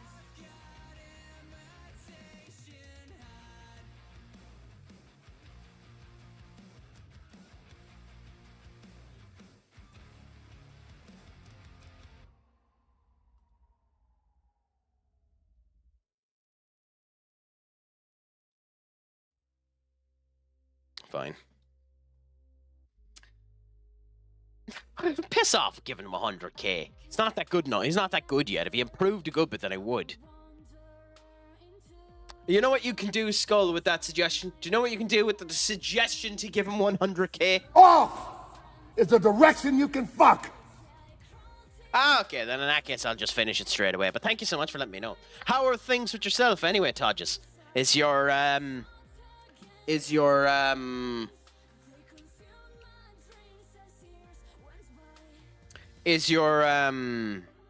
Saturday treating you good? Are you up to much? Is the crack at 90?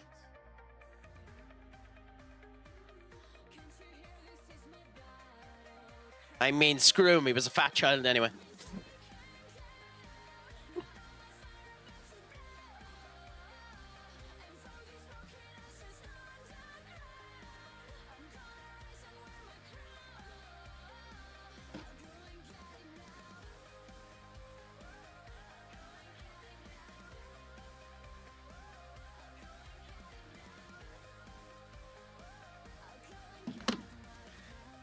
Anyway, the advertisements are happening now, so we'll just wait for the advertisements to go and then we continue on then.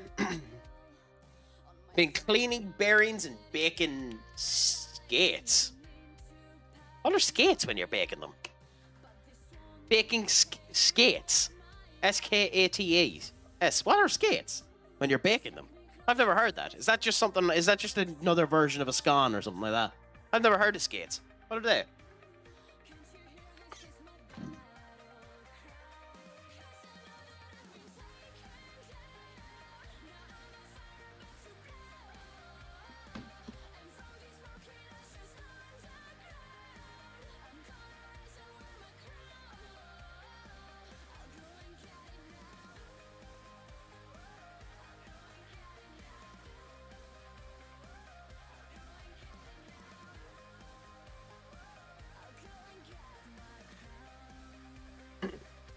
Similar to footballers putting boots in boiling water. Oh, makes the material less stiff so it fits around the foot better. Ah, okay. That's interesting. Huh. So it's basically lubricant for football boots. It's basically lubricant for football boots, so not too bad. That makes more sense.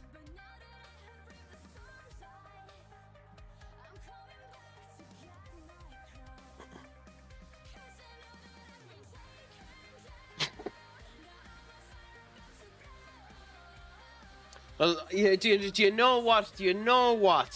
Skull? That makes perfect sense. That makes perfect sense. You're right. His wife can't end up purchasing those two Gucci bags now. But you know what his wife can end up doing? What his wife can end up doing? His wife can do this.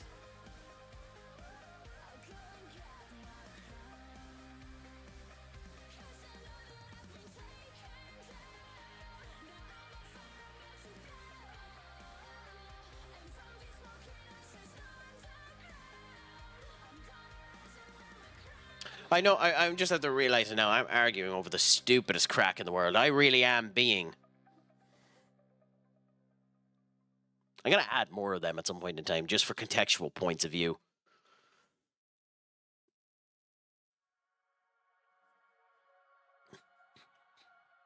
I'll have you know, John Chenna is still happily married to Santina Morella.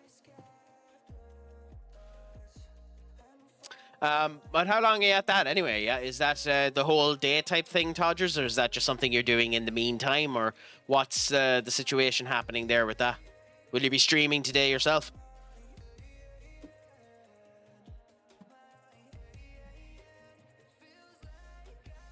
Ooh, okay, a couple of these. Yeah, I have no idea if that makes sense why he has no interest. I hate this player with a passion.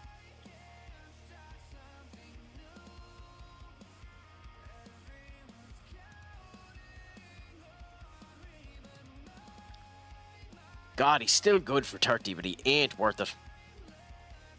Myself? I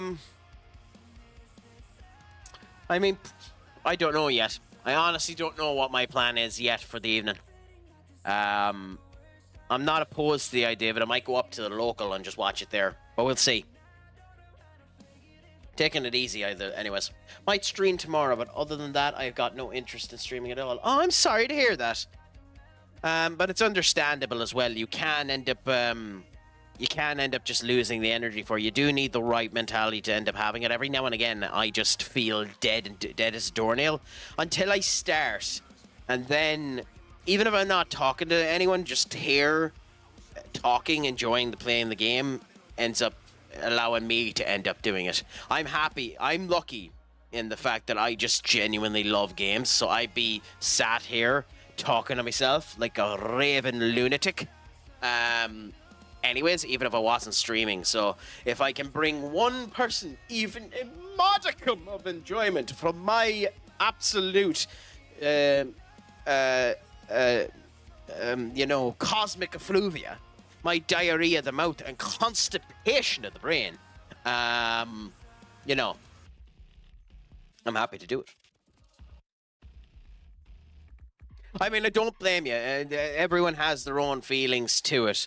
It's one of the reasons why I don't like mentioning other streamers, but it's one of the reasons why the Angry Ginge went on a big ass rant about games, because there isn't many good multiplayer games out there at the moment.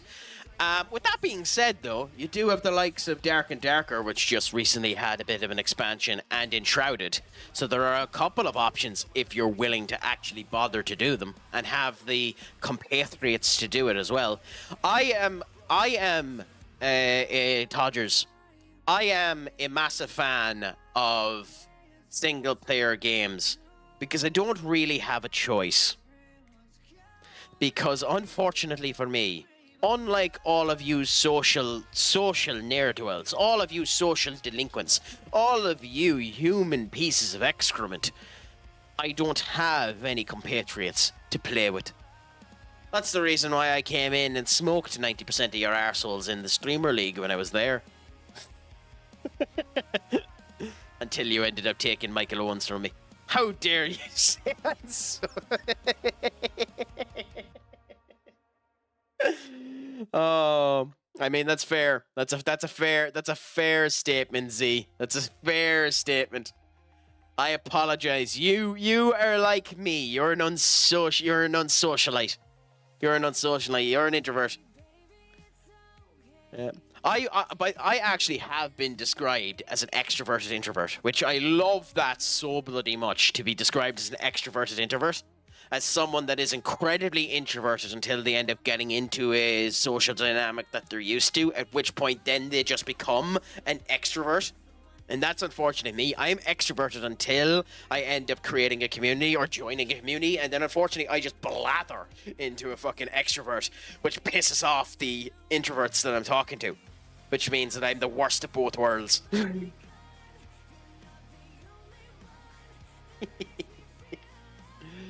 No bother, Skull.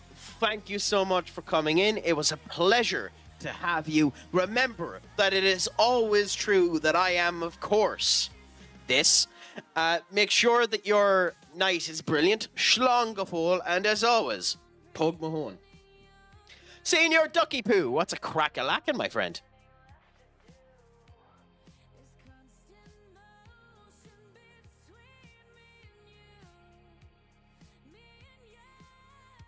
Specifically this one, Z, or all of them? Like, if you were to wrap up all of your FM games, how many hours do you think you have?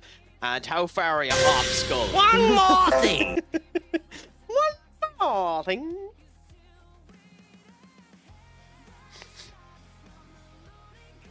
Which one is limited? No, none of them are meant to be limited. There is one that's meant to be limited, but none of them are meant to be limited.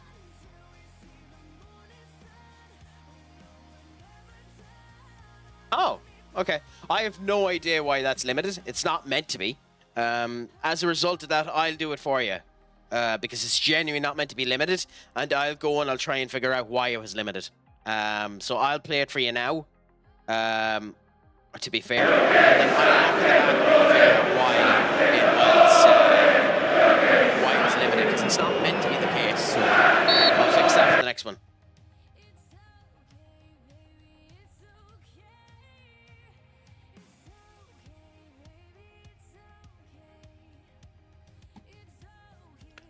And since you've actually started this, Z, how have you found it? Have you enjoyed it? I'm doing dandy. I had a Gaim session today. I had a session in the Gaim, and I'll bring out my numbers because I might as well be a completant. I might as well be a sorry. I might as well be a complete asshole.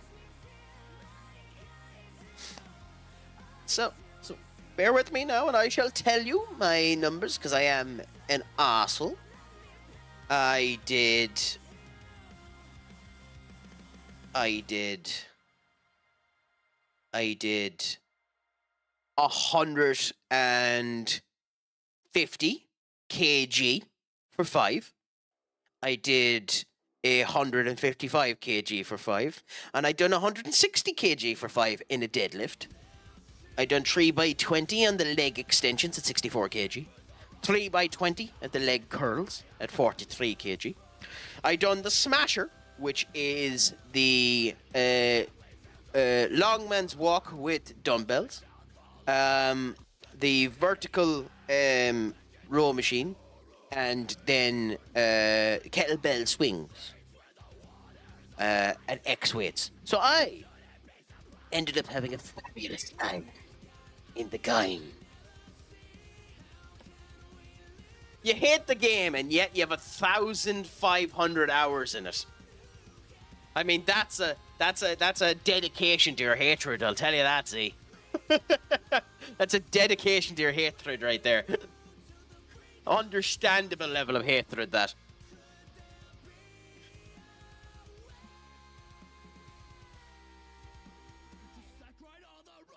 I mean, I can't really say anything. I've played loads of games that I've despised and absolutely love them, and I've monstrous hours in them.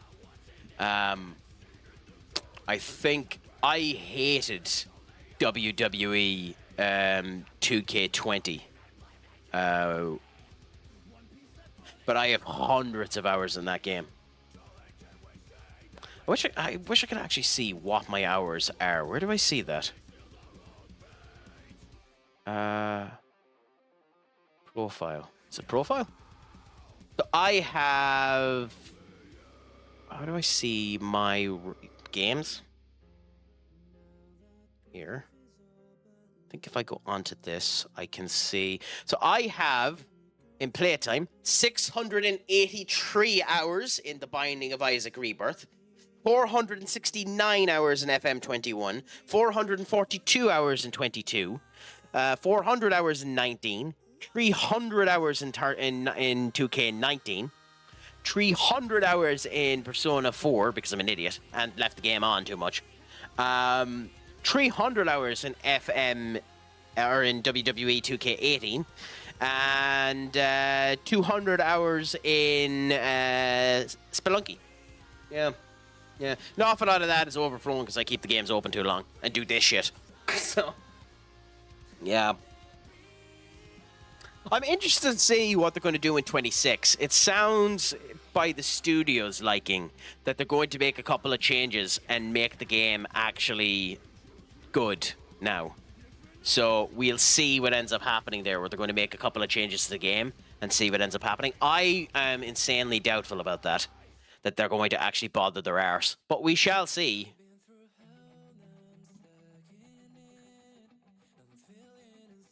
But the new one, like 25 is effectively 24. The big changes are in the GM mode and a couple of other little bits and bobs. So it's very, very similar. And I hate that. I refuse to give that the fucking light of day when you're that lazy. It's the reason why the crap they're saying they're going to do for Football Manager isn't good. I don't know. I don't know if FM26 is going to have Football Manager, and I don't even know if FM26 is going to come out. I had a big rant about it in my Discord channel. I legitimately think, and still think, and the evidence is starting to prove that this could be the case, that Sports Interactive might have been silently closed. And the reason I say that now is because Sega are releasing a brand new Football Manager simulation powered by the engines that Sports Interactive ended up doing, and it's a Chinese game. And Sports Interactive haven't announced it. Sports Interactive didn't share it, and it seems a bit odd. So I genuinely think there might be a chance that Sports Interactive is gone. I've been saying it since they cancelled FM25 that I figured there'd be a chance that Sports Interactive would get closed. I genuinely think, until I hear from Sports Interactive, that the studio might have been closed silently, and Sega haven't said anything because they don't want the backlash from it. And Sega will just release an FM from a different company and hope that it's good enough, and not call Football Manager, call something entirely different, and will hope that it'll end up pushing everyone over, that there won't be a backlash by it. I genuinely think that might be the case. But I've been saying that since FM25 was cancelled. Now, everyone thinks I'm daft for it, and I might be daft for it, but I genuinely think they might have closed the studio.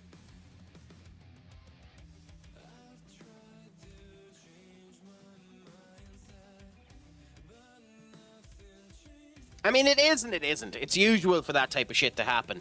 Normally, the advertisement period for games is within 6 months of their release. Now, if you wanted it in August, you'd want to start talking about it now.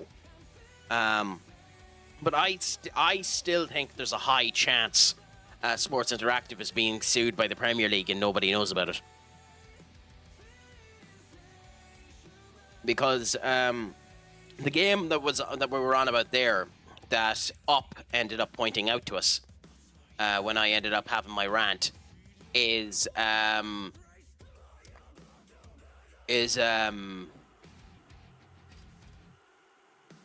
has the Man City license in it, and that's the thing that's scary about it. Because it has the Man City license in it, it could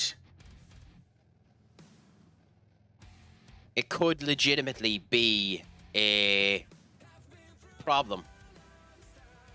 So, like, Sega Football Club Champions 25 is the game that is being discussed there.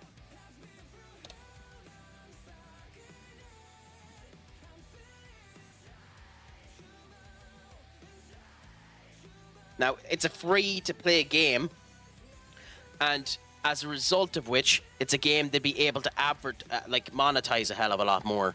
So, it's this. Give me 1 second and I'll show it to you.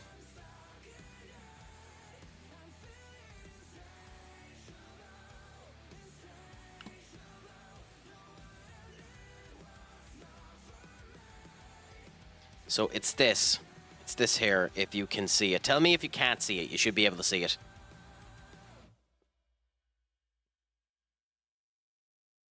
Yeah, so this here. Ignore all the ads and the whole lot. Sega Football Club Champions is a free-to-play game powered by Football Manager, latest installment of Sega's long-running Japan-only series, Sakaku.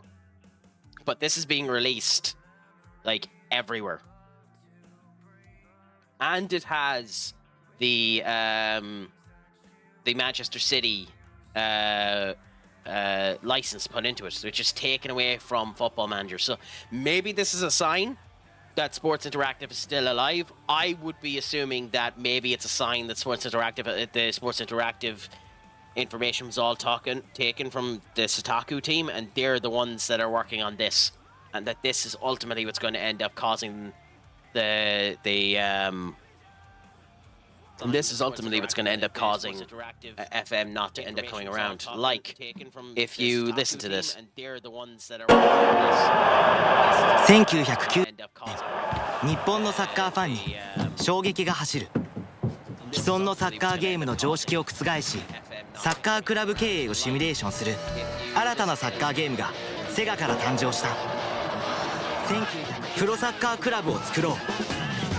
ホームタウンに自分だけのクラブを築き、育成、戦略、経営頭脳を駆使して成り上がる圧倒的なやり込み要素。 Ironically, it looks fairly cool. 30年にわたりシリーズを重ねるたび新たな驚きと感動をもたらし、サッカーシミュレーションゲームの可能性を開拓し続けた。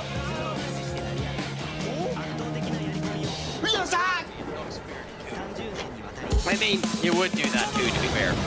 2025年、その伝説的なサッカーシミュレーションゲームの最新作がついに登場。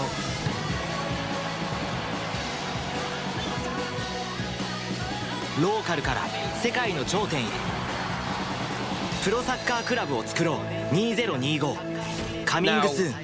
事前登録受付中。 Is that enough for FM to be gone? Who ロ knows? ーカルから世界の頂点へ、 Who knows? プロサッカー But クラブを作ろう2025。 I'm just saying it wouldn't shock me.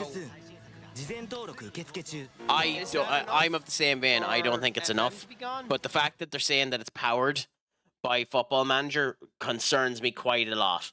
But again, who knows? As for your question there, Todgers, it was Opera GX. I was using Opera GX as the browser.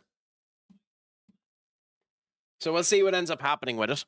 I just wouldn't be shocked if they went with that instead and just released the Japanese version of the game they already have out. I'm hoping I'm wrong, but we'll see. It wouldn't shock me, is what I'm saying. Opera has auto ad blocker in it. Like the Opera series has auto ad blocker in it. And for most things, like anyway, we'll go into this game and we'll see how we do. Wish us a bit of luck. Continue the run with 4th place Vigo against us now. We should end up doing good against them. That's the hope, anyway.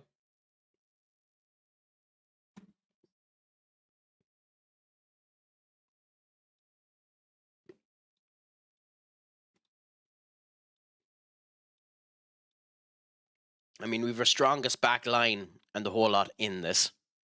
We have our top goal scorer in it, even though Marco had good performances in the last few games. You know what? I'm actually going to wait a minute.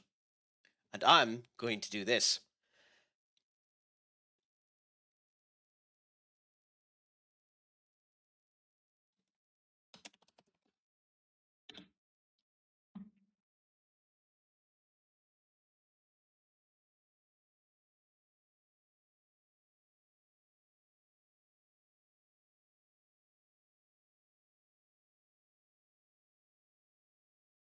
I'll give you 2 minutes and then I'll start the actual game itself. Will Enric end up scoring? Our striker up there. Will Enric end up scoring before halftime? And yes, he'll end up scoring with a regular goal.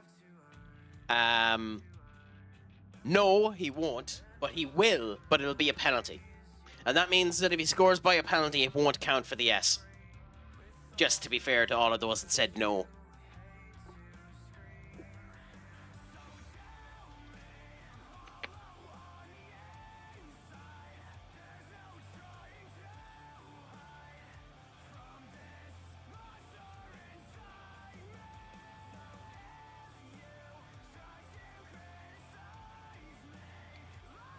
So I'll give that a couple of minutes and then I'll continue on there.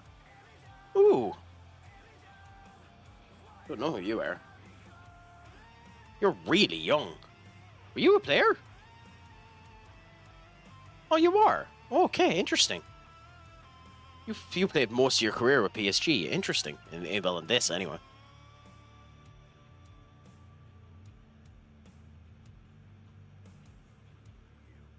Yeah, it's going to be interesting to see some of the players when they're coming in. Yeah, Ugarte with his big head, yeah. Ugarte does look like he's about to kill someone. He looks like he's from the south end of Yorkshire, about to go and wallop someone's off. I'm going to get rid of that channel point until I get it fixed. I swear. That's 18 times you've clicked that and I haven't fixed it.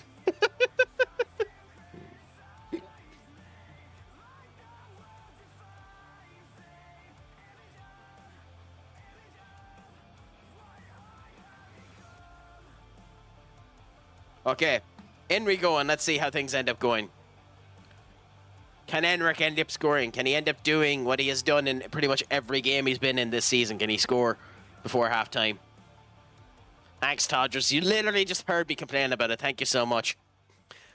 This is what you can do, Todgers. Off is a direction you can fuck.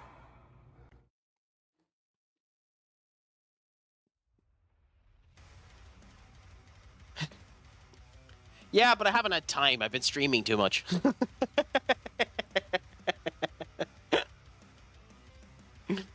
Oh, Warren Emery almost ended up getting the goal there.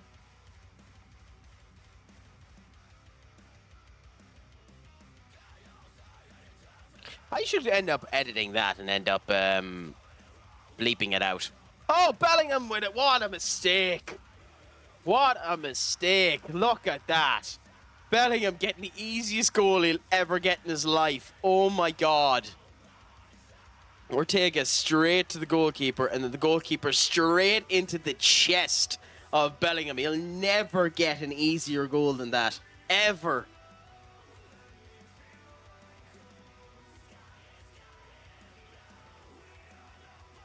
Vinny to Warren to Libre. Ugarte. God, Ugarte, you have to do better than that. Yeah, I know it is kind of a joke, to be honest. I really do have to sit down and try and get that and watch time working again. I just literally haven't had time.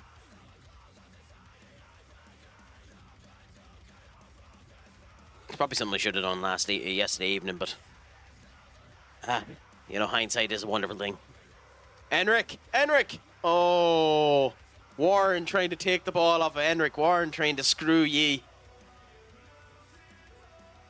Gale now. Up he goes. Center. Nice.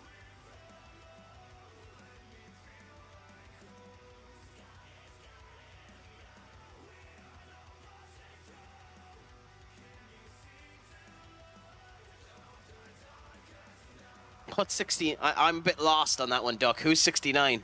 Is that one of my players or is that one of their players? You bit Vinny. Ooh. Their goalkeeper's having a good performance, I'll tell you that. Enric isn't, which is really, really funny. Enric's not performing good at all. That's really funny. It's genuinely really, really funny that Enric's having a bad performance. Ooh, big game too. Atletico Madrid versus Barcelona down there. Typically, I'm using Streamer Bot for most of them. Enric! He scored the goal. Oh, is it offside? Is it offside? No! The goal has been given. I can already give the prediction. Fair play to those of you that said yes. Fair play. Let's look. C. Robbo, you got your points back. Duck God of Quack, also known as Dodo God of Existence. My friend, I am sorry, but the goal has been scored, and it was a regular one. So, predictions done there.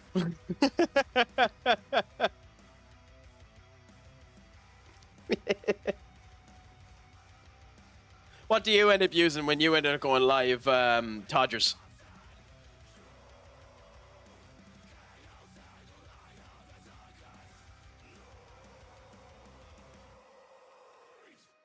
I know there's more stuff I need to end up doing. I've been doing Stream Elements does my watch time. I have Stream Elements up for my watch time, but it's not working. Weirdly enough, Stream Elements is connected up for my watch time, and Streamer Bot doesn't have watch time set up. I don't have my own independent watch time set up for it. It's just not working for some weird reason, so I need to figure out why. What a goal by Warren. What a goal by Warren. Like, there's loads of little stuff that isn't working properly for me. There's a new system I'm trying to put in place, which should let you know when the advertisements are up. It looks like this, but I can't get it to work yet. It's just not bringing the advertisements up for me. So, you know, there's loads of little stuff that I'm trying to figure out that should be working but aren't working. It's just wonderful. To warn all of you that the advertisements are coming, which is in about 1 minute, by the way. But, what a horrible goal to let in.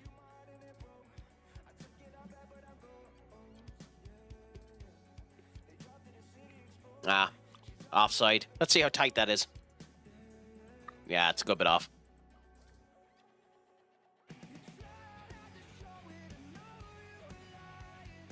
Oh, Enric got 2. Never mind 1. Enric got 2 goals before halftime.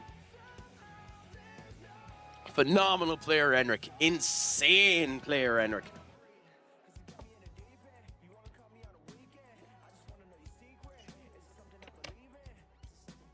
Absolute insane.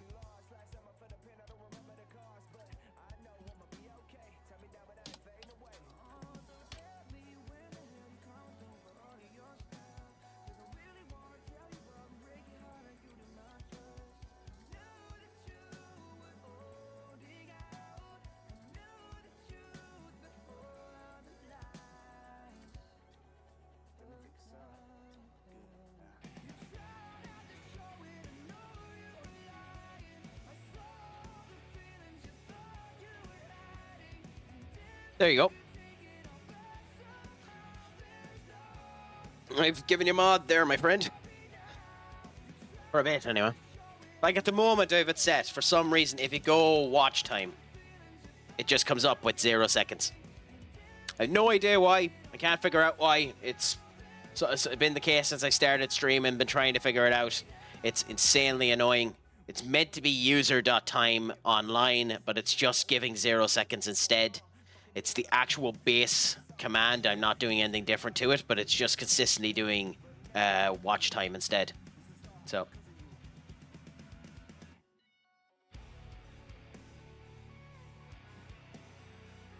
what can you do about it? Yeah, like that. It's obviously been online, obviously been watching a bit, but it's just stuck at 0 seconds and I can't figure out why. It's insanely annoying. So I just had it off for the time being until I tried to figure out what was causing the bug.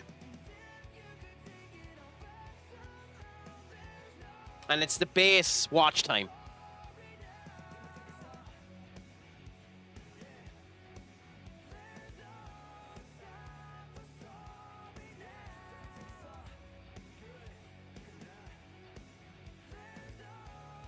Do you want me to get rid of the one that's there?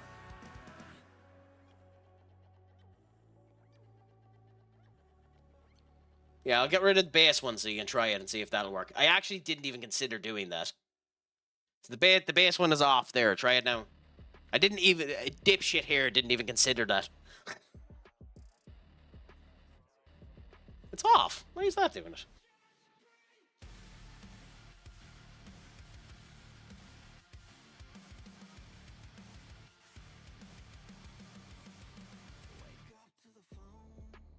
Maybe it won't add it because it is legitimately... Yeah, maybe it's because it's legitimately Yeah. Huh. That's the type of stuff that I need into figuring out. It's future Crack's problem. I won't worry about it now. But it's just annoying because it's just not working, you know? Like, it's off now, so like if I go like this, it won't show up. Thankfully, because it's off, you know? So... I'll try, later on, I'll try adding it as a custom command, make a little change to it and see if that ends up working. I'll take a copy of what you end up having there and see if it ends up working. But for now, unfortunately, it's just not working. Like, that's one of the easier ones. It's not that bad. It's just... Because that's what the code is. If I look at Stream Elements, that's what the code is. It's just not working on my system, because of course it isn't, because nothing works. But, you know, it makes me flip my head upside down.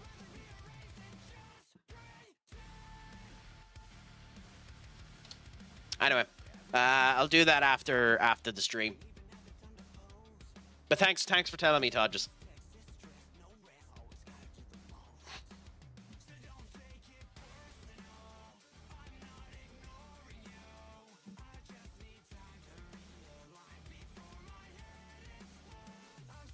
I wonder if Henrik is going to get his hat-trick. Significant chance he might. Fabio, yeah. You know, would Fabio and... would Raphael and Fabio be the most successful brothers in football?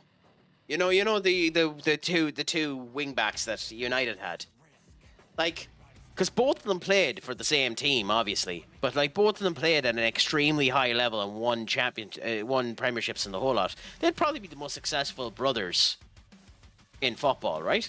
Where both of them have been as successful as each other, and both of them have been good. Like, obviously, Raphael was better than Fabio, but just in general, would they actually, now that I consider it, be the best? I mean, yeah. The Shermans are very good at the moment. Also, I'm shocked that none of them have gone over to the Premier League yet. Genuinely shocked. That's a signing I'm surprised hasn't happened.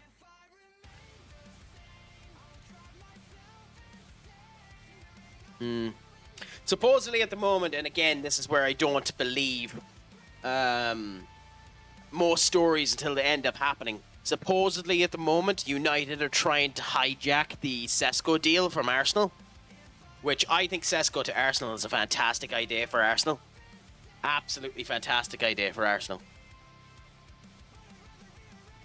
I think at this point in time, what I would do is I'd offer Napoli Alejandro Garnacho with Victor Osimhen on loan for a year. If we can't sign him, that's what I would do. Considering he's gone, offer Napoli Alejandro Garnacho for 50 or 45 million quid and turn around and says, we'll do that so long as you give us Victor Osimhen on loan for a year. A win-win. Win-win for everyone. They want to get rid of Victor Osimhen. They're currently not going to be able to sell him. Or they might sell him. But they're currently not able to sell him. Send him on loan to us. We'll give you a fucking 5 million quid for the year in order to have him on loan. There you go. Bob's your uncle. Happy out. Win-win for everyone. I'd consider that. Myself. But maybe that's daft.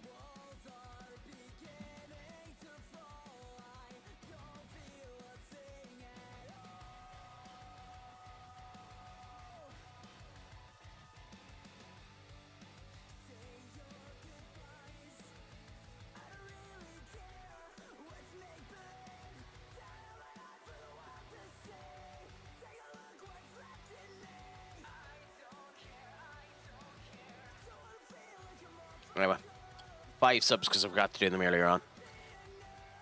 I mean, Sesko's a very good player. Very, very good player. We'll see what ends up happening with him. I think it's about time he moved from Leipzig, though. Oh, that has to be a goal. That's beautiful for Burke. That's unfortunate. That would have been a beautiful goal. I mean, he is a good bit offside, but like... not too bad. What software did you end up using for that, Todges? I just put him on.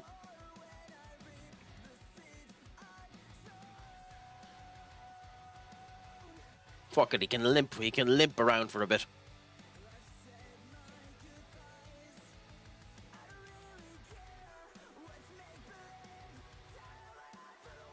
The fucking irony. The irony. The irony that he gets injured straight away. 2 injuries. Both of them had lower leg injuries. You vicious bastards, Vigo. You vicious bastards.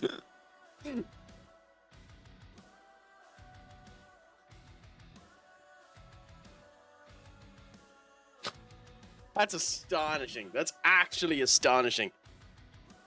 That looks like a bad injury too. He could be out for a while.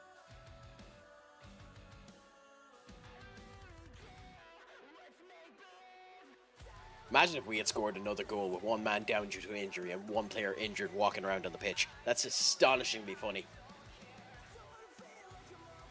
They're going to score now, I'd say. No. Oh, no. I was going to say, there's no way. Anyway, that's a good result for us there. Even if we did get a bad injury there.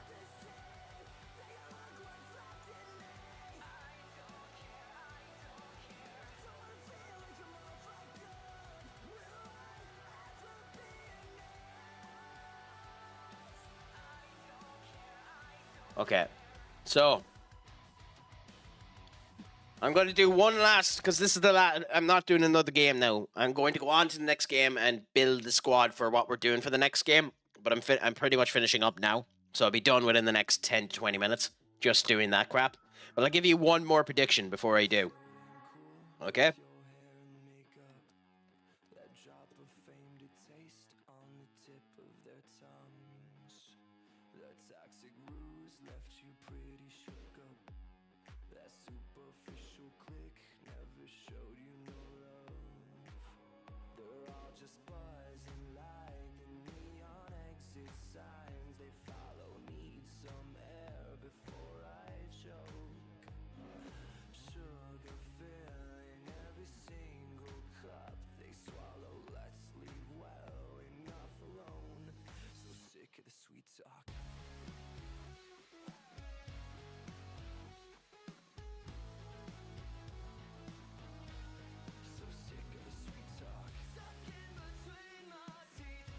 Okay, and you get 2 minutes like the other ones, my friends. Here we go. Prediction for you. How long is Marco injured? How long is he injured, my friends? Is he injured from 1 to 5 days, 6 to 14 days, 15 days to 2 months, or is he injured above 3 months? How long is he injured?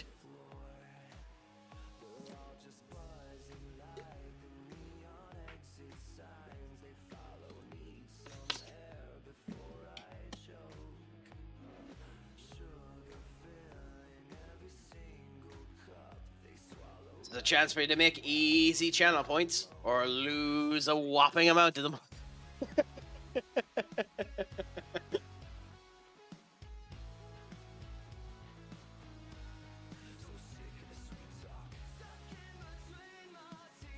Oh, do you know the game code off by heart? Fair enough, do you? So go on, be exact to us, Todgers, if you've already seen the game code, and let everyone get free channel points. How long is it?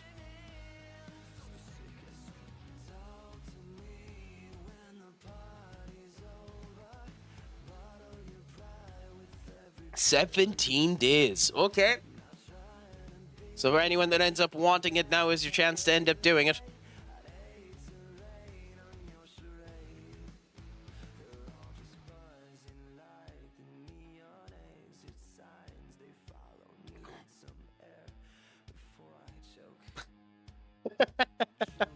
I mean, everyone gets points. That's how predictions works. Whoever ends up getting there gets the points that ends up happening there. It doesn't share the points.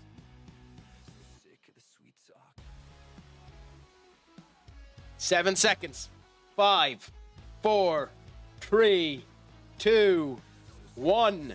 Predictions are closed. So we've had 2 people come in with predictions. We have had Senior Ducky Poo with 69 points. And we've had Todgers who spent 2,000. And the answer to the question that we ask is, how long is Marco injured? 1 to 5 days, 6 to 14 days, 15 days to 2 months, or 3 months plus? The answer is 4 to 6 weeks.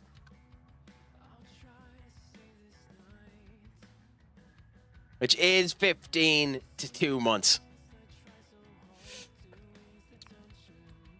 Still, I'm half tempted to say no to you, Todgers, since you turned around and said that it was 17 days. But it is, in fact, 15 days to 2 months.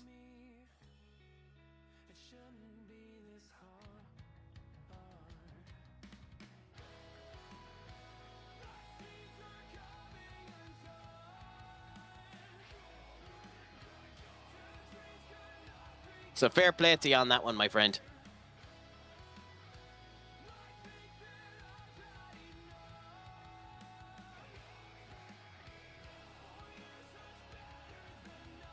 In a state of sheer irony, too, it puts him out for nearly until the transfer window, too.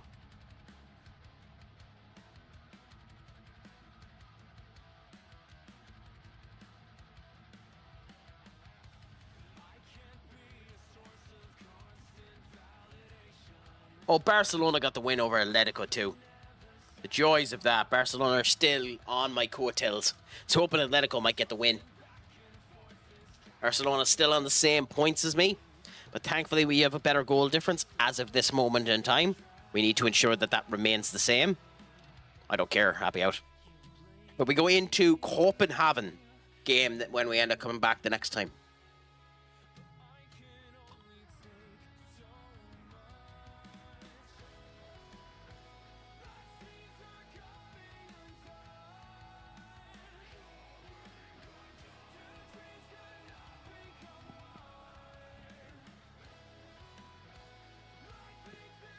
He is playing.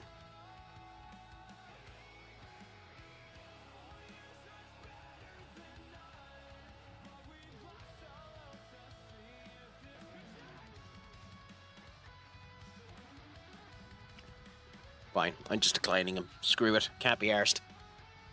He literally is playing.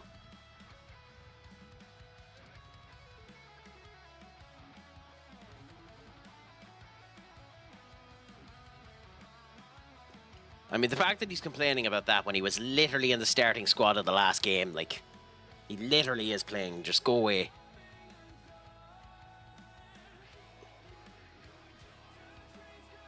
Like, if it wasn't for the fact that he literally is the best person, almost the best person in the world in that position, I'd almost be tempted to sell him.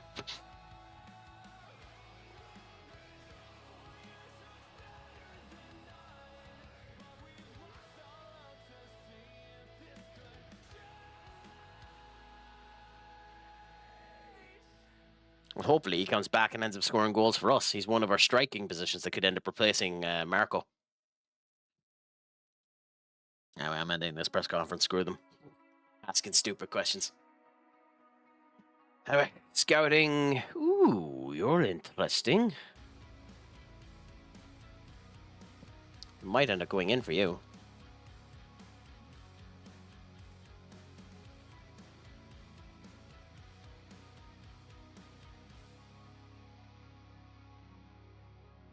Okay, and now we have Copenhagen for the next game.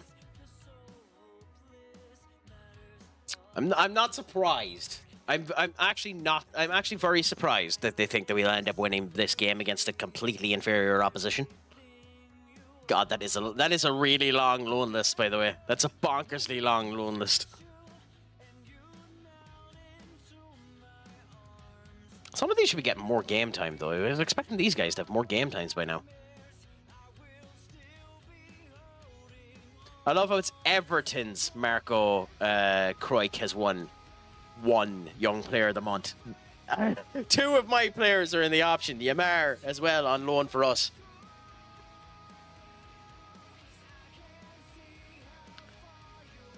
We do have to do a mass sale of a couple of players soon enough, so as well.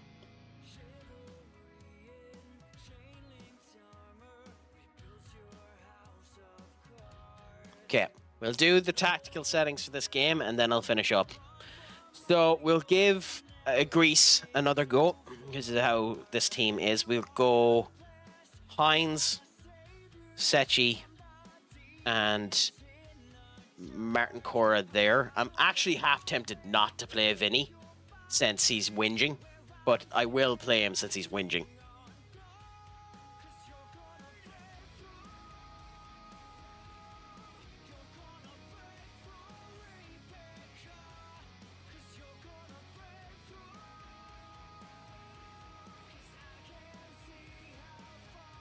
And I know that's an oxymoron to play him because he's whinging when I don't want to play him because he's whinging. But I just can't be arsed dealing with him.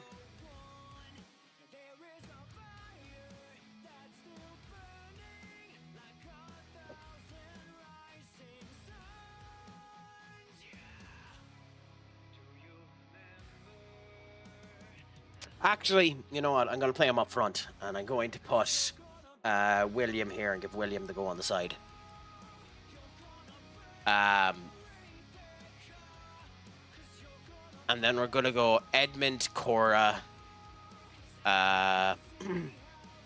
Stefan, Lottie. And we'll go with that squad, and that's the squad we'll use the next time I end up starting. So, for everyone that's here on Twitch, just wait until afterwards. I'll send you off with a raid. But on everything else, genuinely, it was an absolute pleasure to have you. Thank you so much for coming into the stream. Thank you so much. Make sure your crack is 90, and as always, Schlangefol and Pog Mahone.